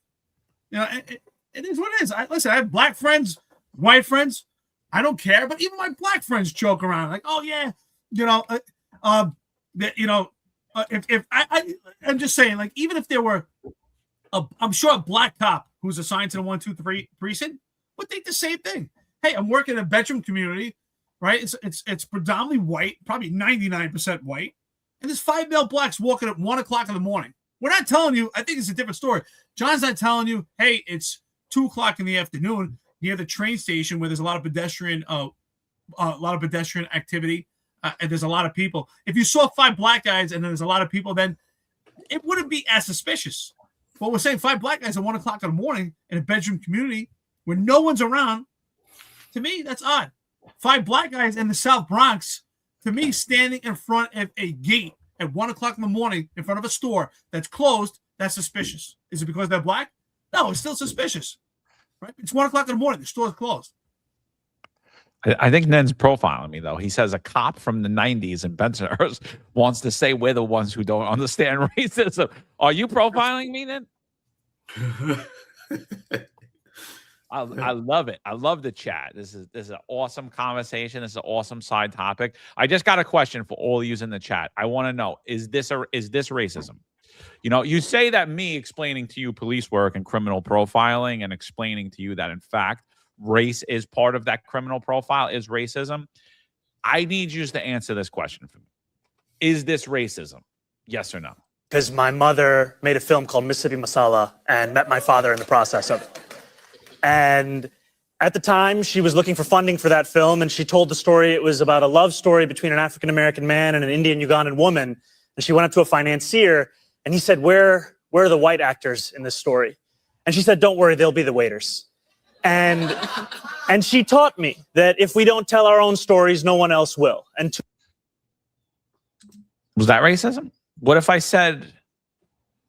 was the mayor and I said, I was trying to financier, and I went to them and I said, oh, only where are the black people in the film? Oh, they'll be the waiters. One, it shows you not only does he have a disdain for white people, and that's a racist comment about white people, but it's also a disdain for the class of people too. It's a huge disdain for working class people. When did waiters become like a subservience in humanity and in America? You know, first of all, I know waiters that work in Manhattan that make a lot more money than probably everybody in this chat. So I don't know where all of this waiter stuff comes in. All my haters become my waiters, like Eric Adams would like to say. I wouldn't want to be Eric Adams' waiter because he's probably a cheap bastard like Nin who doesn't tip and he wants everything and he sit there like he's all foo-foo. Or same thing with Zohran Mamdani. Was that a racist statement? Yes or no? I say absolutely that was a racist statement. If I was the mayor and I made that same statement, there would be calls for me to step down nationwide, all over the country. Zohran Mamdani said that. Nah, funny. You know what's interesting to me? Listen, I grew up in New York City. I was a New York City kid my whole life. All right. And you always saw these TV shows and were taught, and I even learned it, right, until I went in the Marine Corps, that in small towns throughout this country, right, they really harbor racism. And when I went to the Marines, I met guys from big cities and small towns. I didn't see that at all. It was far less racism than they make out. And now that I'm traveling the entire country, I've been to big cities and small towns. And when I realized it's the big cities like New York City, LA, Miami, where they really manufacture this idea of racism and it's pushed by politicians. Because I go to small towns throughout the entire country and I met a lot of prominent black people that are really economically doing extremely well in small towns. And I don't see any racism there. This idea of racism that we were taught. Anyway, the ideology, the arguments of racism, I see most in the big cities that are supposed to be more diverse. And yet in these small towns, I don't see anyone even talk about race. It's not even an issue. It's interesting to me how it's really manufactured. That's what I see. It's completely manufactured. And these politicians, they just want to keep pumping it. And then people like the trolls that we have here get played into it and they get sucked into it. And they keep propelling this issue about race that doesn't even exist. I turned Tottenville into a sundown town. Damn. Yeah. What? Let me just play this video. I've been wanting to play this video on here for a while. Just now, different identity. but it really goes into it. Wait, but hit the big thing. Expand it because it looks terrible on here. Oh, Hit over okay. that. Yeah, right there. Okay. Identity. This is an Italian man who is in Japan, and he's speaking Italian, and one of the words, I guess, sounds like the N word. It's not. The word he's saying is just some Italian word, and watch what happens. Abbiamo preso il palo, sia io che l'americano. Palo. Questa è la 7, sì, la 7. Oh, crap. Ti ha donato €1. Grazie per l'euro. Intanto buonasera. Sono entrato adesso come sta andando oggi. Vedo che la connessione regge perlomeno. È un buon inizio. No, mi dissocio. No, bro. You my friend. No, you my friend. No, I ain't no fan. Oh. I ain't no fan, bro. I ain't no fan. This gonna be my Hey. Yeah, don't say Che my cazzo vuole lui? Ma che cazzo vuole lui? No. Don't say my nigga. Say I'm sorry. Ma you is my friend. No. Say I'm sorry. No. You're sorry. No, you're sorry. I'm sorry. You're sorry for saying my nigga, right? No. This is what I don't like for banties. No good. This. Right. You said my nigga. No, mi dissocio. No. What did you say over there? You said I'm sorry, right? Sorry. You're sorry for saying my nigga, right? I don't speak. No, you do speak. You said my nigga. I heard you say. No, mi You got dissocio. 5 seconds to apologize. No. Slap you open hand. No, okay. Right. Where you going? Say I'm sorry for Sorry. saying my nigga. Say I'm sorry. What you want to do? Sorry, I'm sorry. Say you're sorry. You sorry. It's no problem. Hey, I think per queste parole no. Sorry. Okay. Ooh, I should slap you anyway. He said he's sorry. Ciao. Ma cazzo vuole questo? So you see that?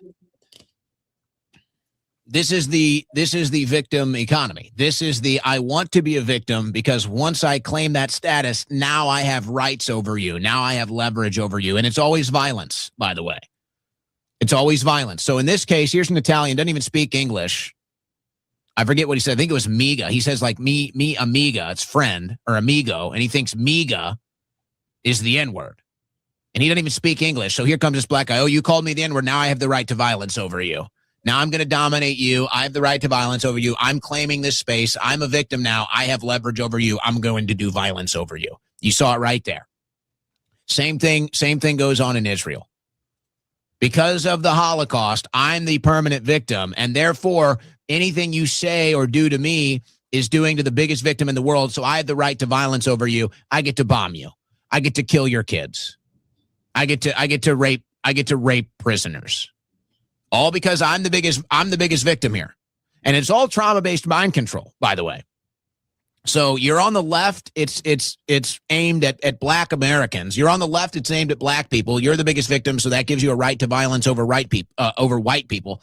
And that's why they do this whole N-word controversy. So it's like, oh, you do something violent to a white person, you just say, oh, he said the N-word.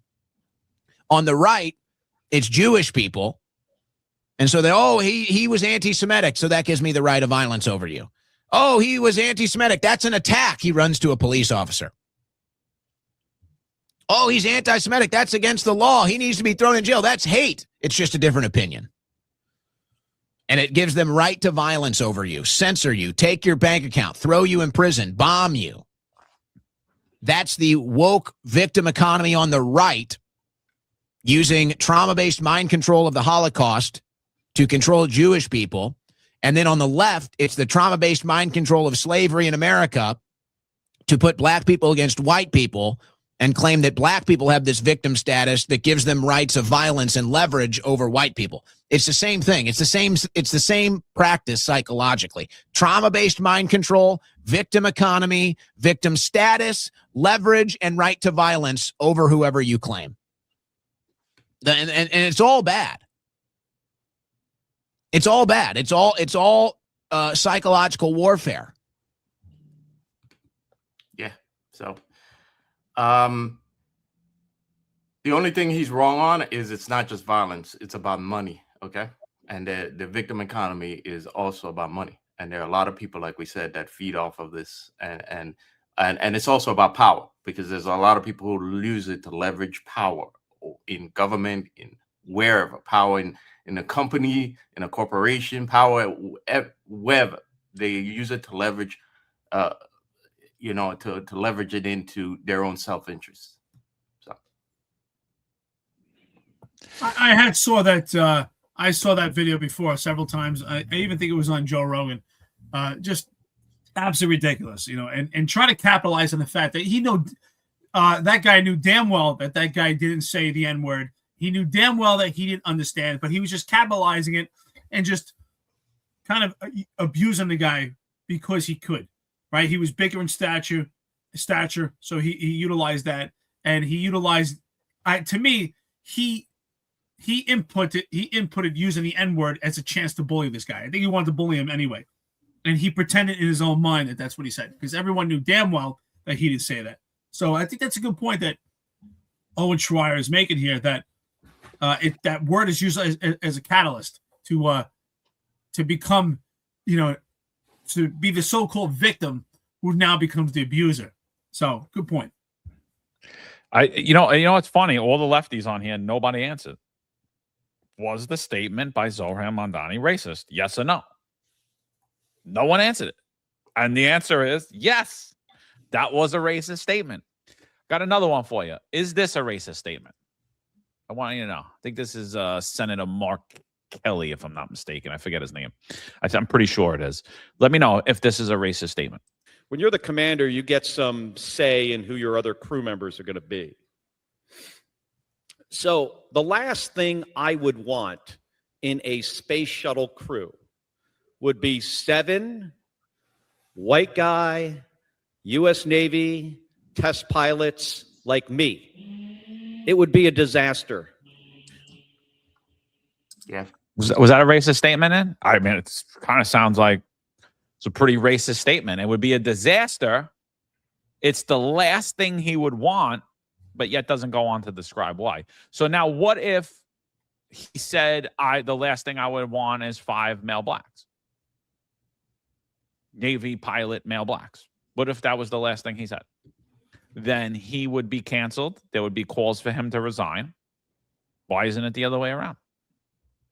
You know, why isn't it the other way around? Like, why is it acceptable to be racist against one group, and yet we can't say anything about another group? Someone's asking me here in the chat, do I ever sing the N-word when rap songs come on? The answer is yes. And I've said numerous times on here that I have made numerous racist derogatory statements and used those words like everyone else in society. And for those of you on the higher moral ground pretending you haven't, you know what you're called? A fucking liar. That's what you're called. Does it make you a racist for singing along with a rap song?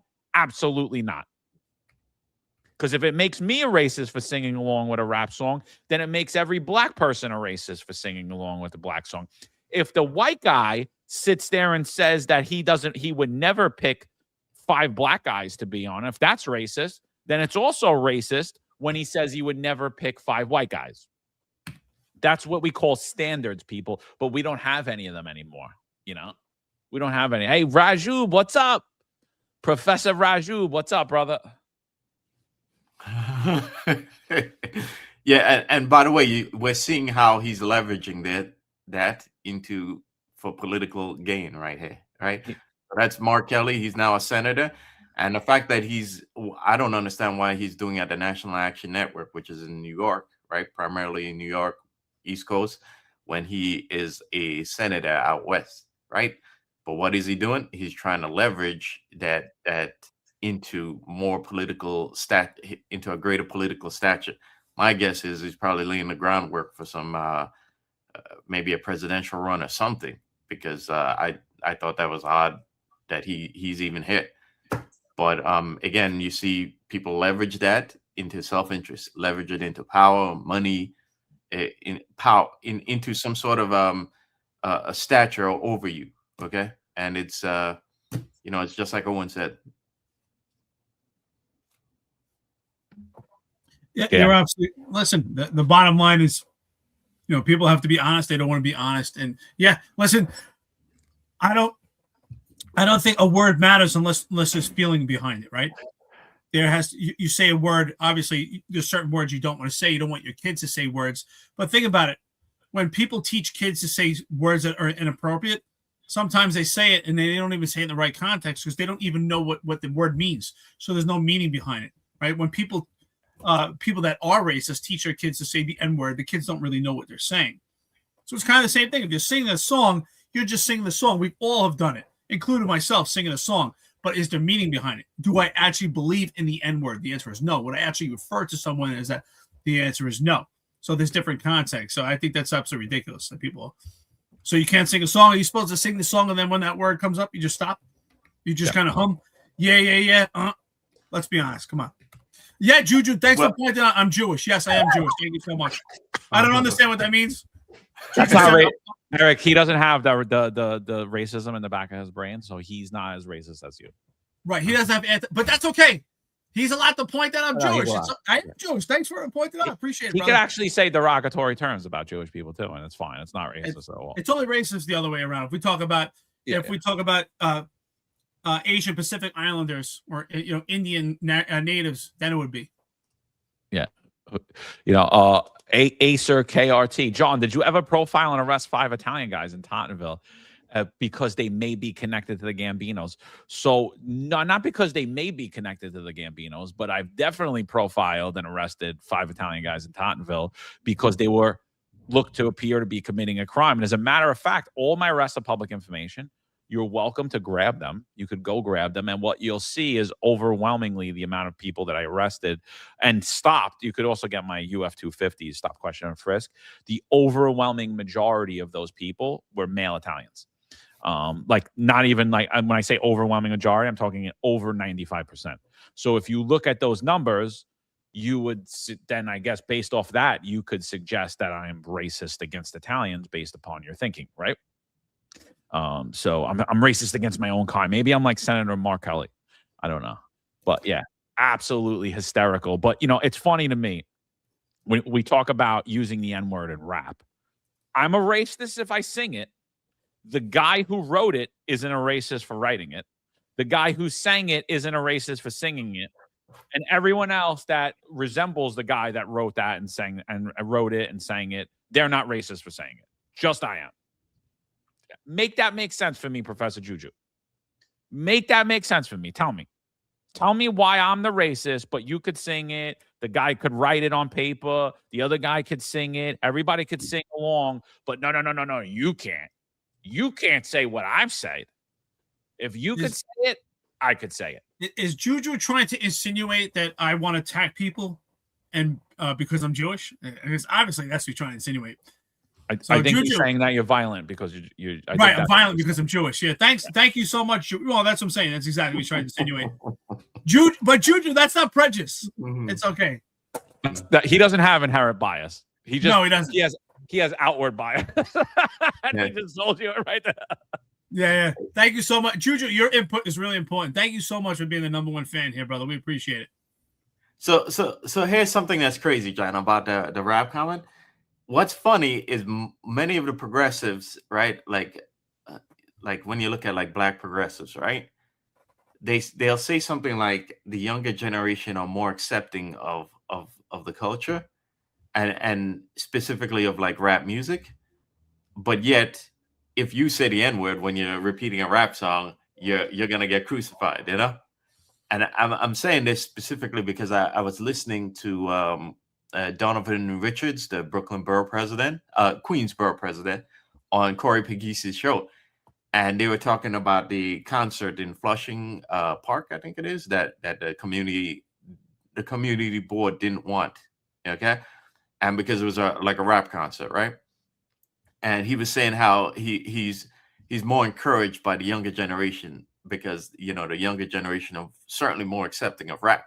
And yeah, because we all grew up in their 90s, right at the peak of rap, and so I think that was hilarious because even though he said that, if John were to say just sing a rap lyrics, he'd be like, oh my God, he's a racist now.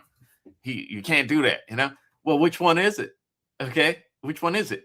Because if we get to true equality, right, then that's okay.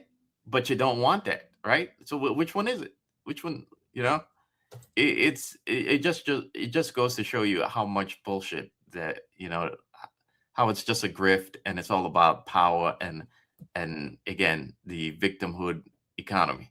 That's what it's all about. And leverage, right? And Yeah, leverage, absolutely. Exactly. Well, listen, 3 hours and 19 minutes into it, racist John and Eric and Marlon, we're having a good time at Defiance Unfiltered. At least we're having a real conversation where people are afraid to talk about the realities of life. And these are the realities here. If you're singing a song and you have to not say certain words, well, maybe those words shouldn't be in the song then. So that's definitely a different context with it. So, yeah, HFL, Housing for Life, says it depends on the context. That's what I'm saying. A word is a word depending on what's behind and the meaning to it and the emotion behind it and what's felt. So, with that being said, you guys want to jump into the coffee and donuts? Yeah, let's do it. But we just have to read out Professor Rajub's comment real quick because he's going to school us on the difference of context. Real quick. He says it's a different thing when Marlon says the N-word to another black person. And when John say it to a black person, it's two different things. If you don't understand it, then we can't help you. So let me explain something to you, Juju. So there are black people that did not grow up in the hood that do not use that as their language. And just based upon the color of their skin doesn't change the context of how they use it, where they could actually use it in a derogatory manner. And there are white people that grew up in the hood that use the N-word and they're saying it to one of their friends and they're not using it in derogatory manner. And if you don't understand that, I can't help you, my friend. I can't help you. It's really hard. Like, I don't know if you grasp what I said, but what I suggest you do is go back, take a piece of paper, record it, write it down, and listen to it over and over and over again to maybe you could understand it. Because it's about the context, not about the skin color. Right? That's what you're trying to say. But you're just too stupid to say it. And you're teaching people who are going to be cops, which is scary. Absolutely scary. Last thing before the coffee and donuts, just wait on the. Oh, wait, sorry. Before you go, John. Before you go, yeah. I just want to make a quick point about that. A lot of older black folks in the South, from the South, they don't use the N-word in the same context. They use it negatively. Okay. Yep. Yeah. So is it a problem that they use it negatively to criticize black folks? Like they'll say "ninja, please," or you know, something along the lines of you know, "ninja, get a job" or something. You know. That's right. That's right. Is that it? Does that make it? Or what about the context in that regards? Yeah. Spot on, Marlon. Listen, the bottom line, I use the N-word all the time, and I call people neighbor. People are neighbors. That's an N-word. Hello, neighbor. Will you be hello, my neighbor? So you don't want this guy to be a neighbor, though. That's for sure. So the shooting of the 7-month-old baby, where the baby was murdered and her 2-year-old brother was struck by a bullet, was supposedly over drill rap, right? Which is the new phenomenon. So this is the person. This is one of the defendants accused of shooting the 7-month-old walking out right now.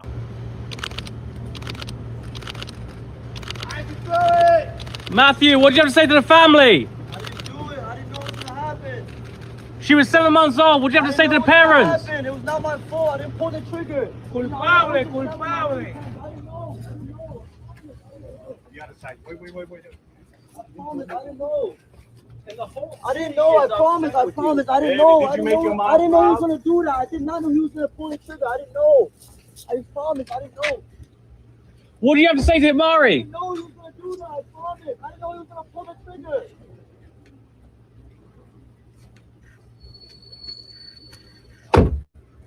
So I just wanted to show you guys that I didn't know, you know. So, all right, let's get to the coffee and donuts. Let's go. He knows now. So, yeah, exactly. So unbelievable. So, you know, rap music isn't all that good, especially drill rap where they're killing each other over having a little beef between words on a rap song. It's ridiculous. Yeah, but it's worse. It's worse. We're saying the word, John. Well, yeah, the words kill. Apparently. Words kill. So Mon Samurai says, policing the same neighborhood over and over again, you learn and you know who belongs and who doesn't. That's the job. Being a professional observer, that's good proactive policing. That leads to good arrest and positive outcomes. That's what it is. But apparently, if you mention that, Mon Samurai, you're a racist. So welcome to the club. At least we're not the only two racists. Apparently, Marlon is a reverse racist. Marlon is anti-black because he would stop that. Sorry, Marlon. Welcome to the club. You are not white.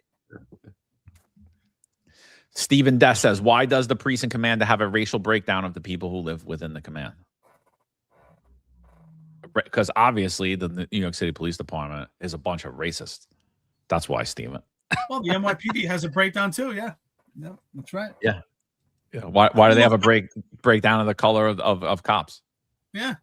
Actually, when you're going into business, what do?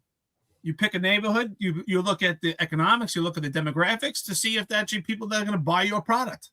Is that racist? Yeah, that's profiling. Yeah, that's racial profiling. If you put a business in an area based upon the racial demographics and breakdown and ethnic demographics, that's what's called racial profiling, and it's wrong. Juju is on here so much. Do you think Juju masturbates the pictures of us? I think he does. I think Juju masturbates the pictures of us. He's so into us, it's ridiculous. Juju, you gotta get a girl, man. You gotta get a girl, brother. Stay trained up says, John, damn you. Be less racist. I'm trying. You have to tap into your subconscious. What I'm going to do is my next business, I'm going to open up. I'm not going to look at the racial ethnic demographics. So this way I could just go in to that area and see if that's going to in fact work, if the business works, So I'm going to go into an area.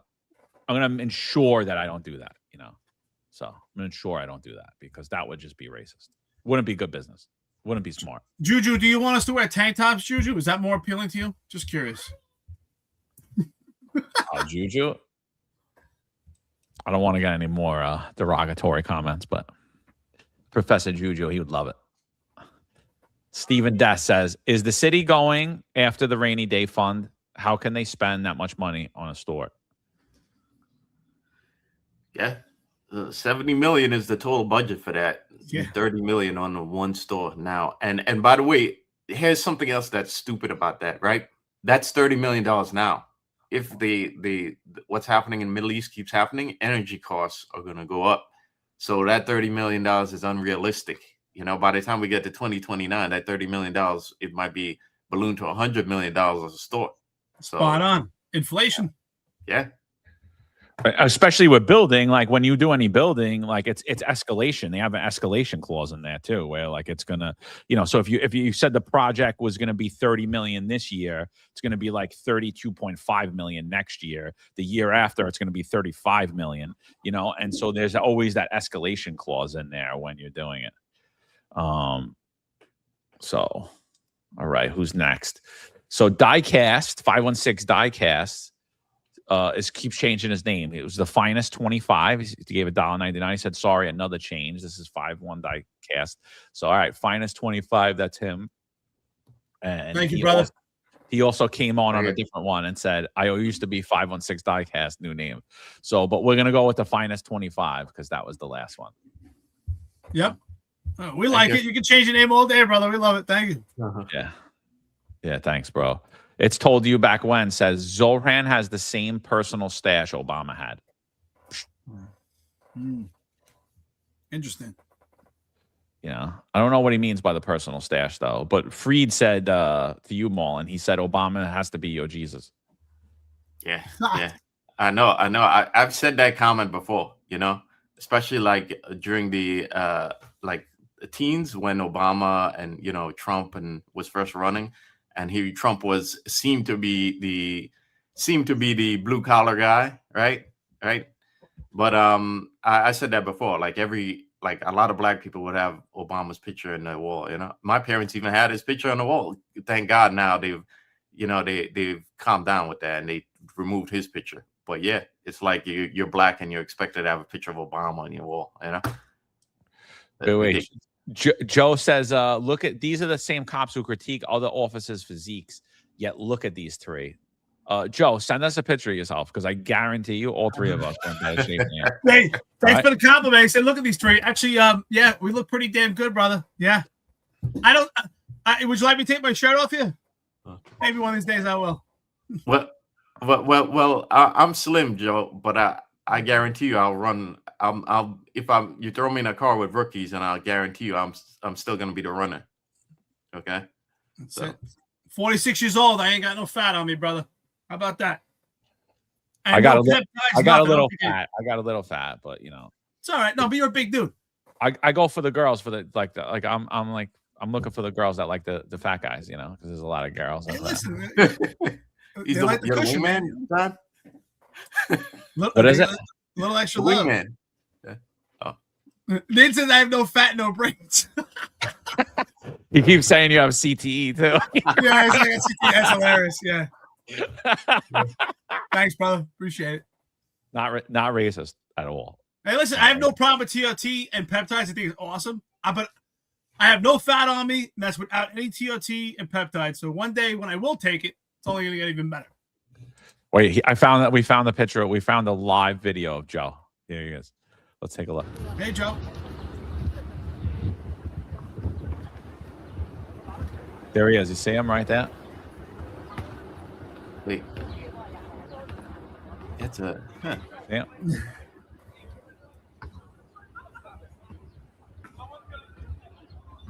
Man, we got all the lefties here. Another one.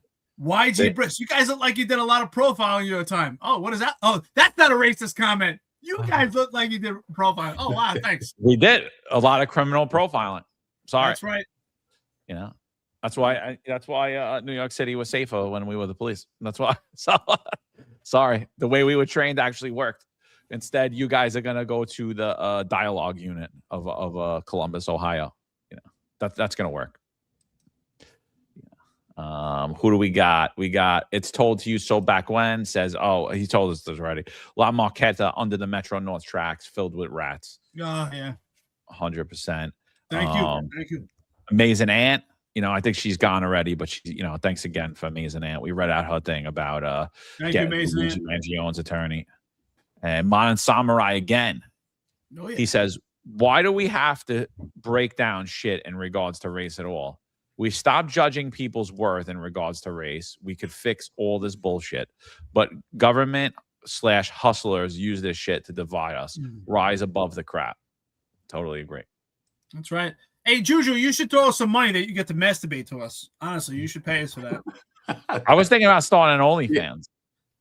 Well, yeah, Juju won't be able, and we won't sue Juju here, you know? Yeah, Juju, which one of us do you want to see naked? Honestly, do you like the bald big guy? You like Mong? You like me? Honestly, who fits your fantasy, brother? That's a great question because we might be able to expose his biases there too. We'll see like the bias that he doesn't know that he has that's like hidden in the back of his brain, the one that Nin was talking about. Like he's we'll know.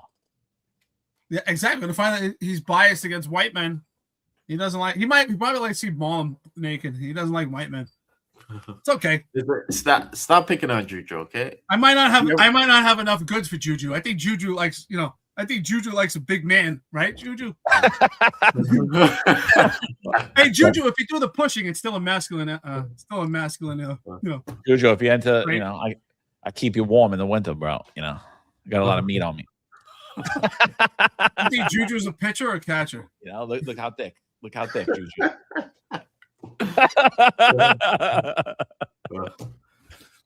So listen, we appreciate you here, Juju. Okay, we do. Right? Juju, where else can he go and call us idiots all day, and we still tell him that we appreciate him, and again you're not going to get any lawsuits from us, Juju. So yeah. Hey, Juju, next week try the left hand. You might like it. Wait. Joe says the real question is why would these guys say the same shit face to face? Joe, you're the one hiding, guy. No, we're not hiding. Yeah.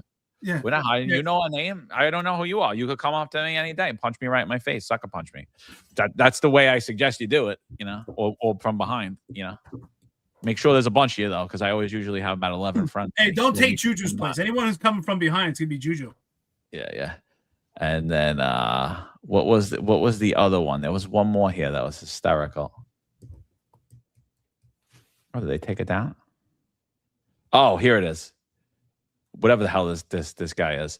Why are the two white guys on top and the ball guy racism? You're right. Hey, You're right. You know, that's it. We solved it. No, but wait, look, John. I have to share the same the same portion of the page with you with Erica. You know, that's racist. That's true. Okay. See, So- I had so to hold on, I'll take care of that for you, Mom. Hold on. There you go.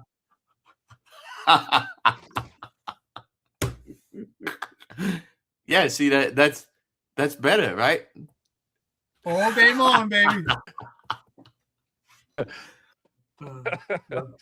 Mom, don't worry, Mom. You take the whole stage. Yeah. I'm Guys are feeling racist, oppressed man. right now. You know, I gotta share the screen with two other guys. Yo, Mana Samurai says racism cured. Yeah, we cured it right now. Hey, Yeah. Is that curing racism or that's DEI? We Yeah. put Mullen at the center. That's DEI. Absolutely. Yeah. Wyber says they're definitely different in person, especially John. You know what? I'm a lot nicer in person, bro. You're right. I am different in person. Oh, I'm so a we lot met in nicer. person? Is that what he's saying? Yeah. So yeah, no, we're definitely brilliant. Yeah, I guess that's what he's saying. So We met in person. whatever. Okay. Look, you know, like I said, when I'm up in New York City, I let everybody know where I'm at. So guys, come introduce yourselves. That's it. Look, I personally think that, you know, I'm usually the same that I am. This is my demeanor. This is how I am. But I personally find that a lot of people that do this are a lot nicer, and they more go off of my vibe when they're in person with me than they do on this chat. You know, that's what I personally find. YG. Well, Pat Donahue said, come find out, brother. Pat Donahue said that me and you are now tops and Mullen is a bottom. Yeah. I don't know. Juju, what are you, Juju? What are you into? When you fantasize about me, do you fantasize me as top or bottom? How do you do it? Do you fantasize at my most complained cop picture? Is that what it is? He likes the baton. You know, he manages that in his ass. Well, listen, to be fair, Juju gets bullied all day by women in academia. Okay? That's true. Right? So, John always used to talk about putting his hands on me and other people in the chat. I've never done that. You're right. I do love men, and I do. I love touching men. I love everyone. Yeah. Juju says again for the 90th time that he's looking forward to it, but he never goes anywhere, never shows up at any of our events. It's terrible. He says, well, will I update my location? Sure, for you, bro. Sleepy Joe wants to know how tall I am. I'm 5'3", so in case you guys don't know. I usually wear like bigger, thicker heels, so I get up there. Sometimes 5'6" to 5'5" I get to. You're gonna be like 5 feet by the time by the summertime. You know? Somehow, John, every episode, John gets a little shorter. Yeah, I'm gonna just start wearing bell bottoms so you can't see the heels on the boots. I think Juju has like in-person dysphoria. He only has to, he's scared to be in person, only in social media.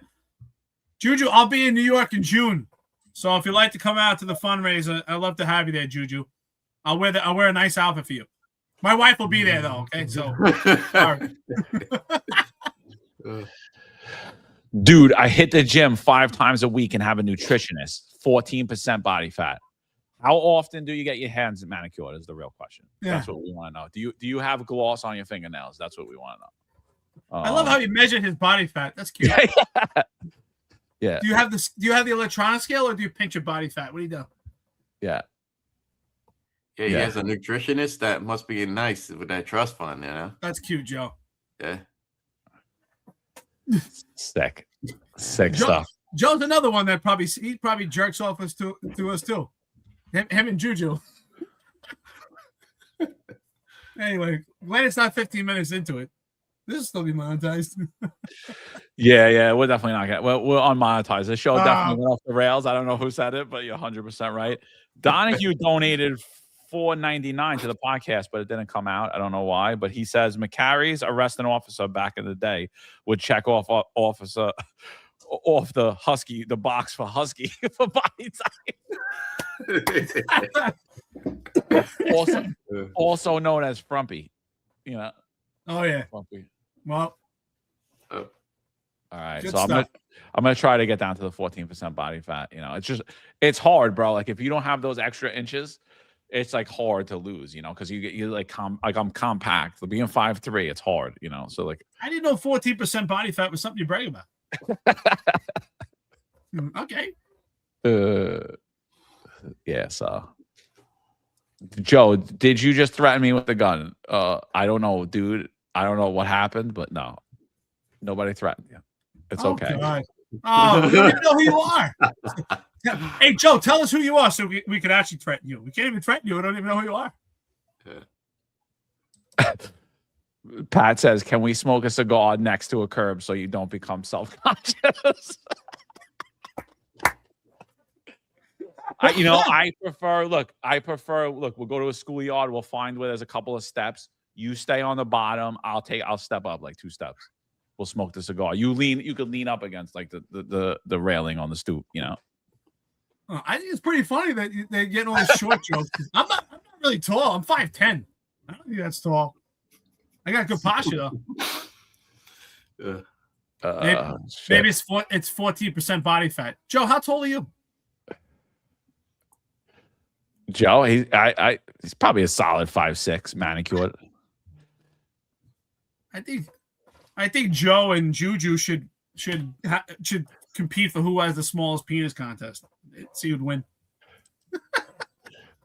Mon Samurai says, I'm part halfling and I played an extra in Lord of the Rings. All right, man, let's get off the rails. All right, peoples. Anyway, so good luck with all the reporting, calling us a racist. Go back to that part. It was about 45 minutes ago. Write it, record it, post it. You know, we appreciate everybody for being here. Professor Raju, we appreciate you the most. But Nin's been taking you out lately, bro. He's the #1 hater. And thanks to all the new lefties in the chat. We appreciate it. And yeah, Joe Mango says 14% body fat is nothing to brag about. I agree. Especially if you're young, right? Especially if you're young. If you're like in your early 20s and you're at 14% body fat, you're fat. I'm with Joe Mango. 14. You're bragging about 14%. I'm sure he's a guy who probably just lost weight. He's all excited. God bless you, Joe. That's good. And Juju, we love you, man. Seriously, we love you, brother. All right, Joe. Joe says he wouldn't say it to my face. LOL. Joe, I would definitely. Joe, you wouldn't want to meet me in person, brother. Unless we already met. Maybe we already met. I'm afraid. I wouldn't say it to you either, Joe. I'm afraid. Yeah. I'm sorry. Joe's a real tough guy. Real tough guy behind a fake name. Joe, show us who you are. Joe. I want to see what a 14% body fat looks like. Joe, we'll be here Friday. We want you and YG back. We'll be good. All right. New topic. Appreciate everybody. You guys got anything before we run out of here? No. Why don't we? You know what, John? You and I should get off the stage and let the black man close it out. You know. That's it. Yeah. Equity. That's right. Find some filter, baby. Thank you, everyone. We appreciate. Like, share, and subscribe. 3 hours and 42 minutes into it. Our stamina's holding strong. Thank you for everyone for engaging the conversation. And of course, thank you to Nin and Juju. We love the trolls and Joe. And thank you to all our friends and listeners. We appreciate you. And to all those that watch. And if you don't engage on the chat, we appreciate you too. So thank you, everyone. We'll see you Friday. There's a handful of retired officers that don't live in the state that have a lot to say about the dream team, as I like to call it. All of a sudden, they retire and have a master plan on how to fight crime, but nothing to contribute when they were here. They want to come back and be part of the dream team. What can I say?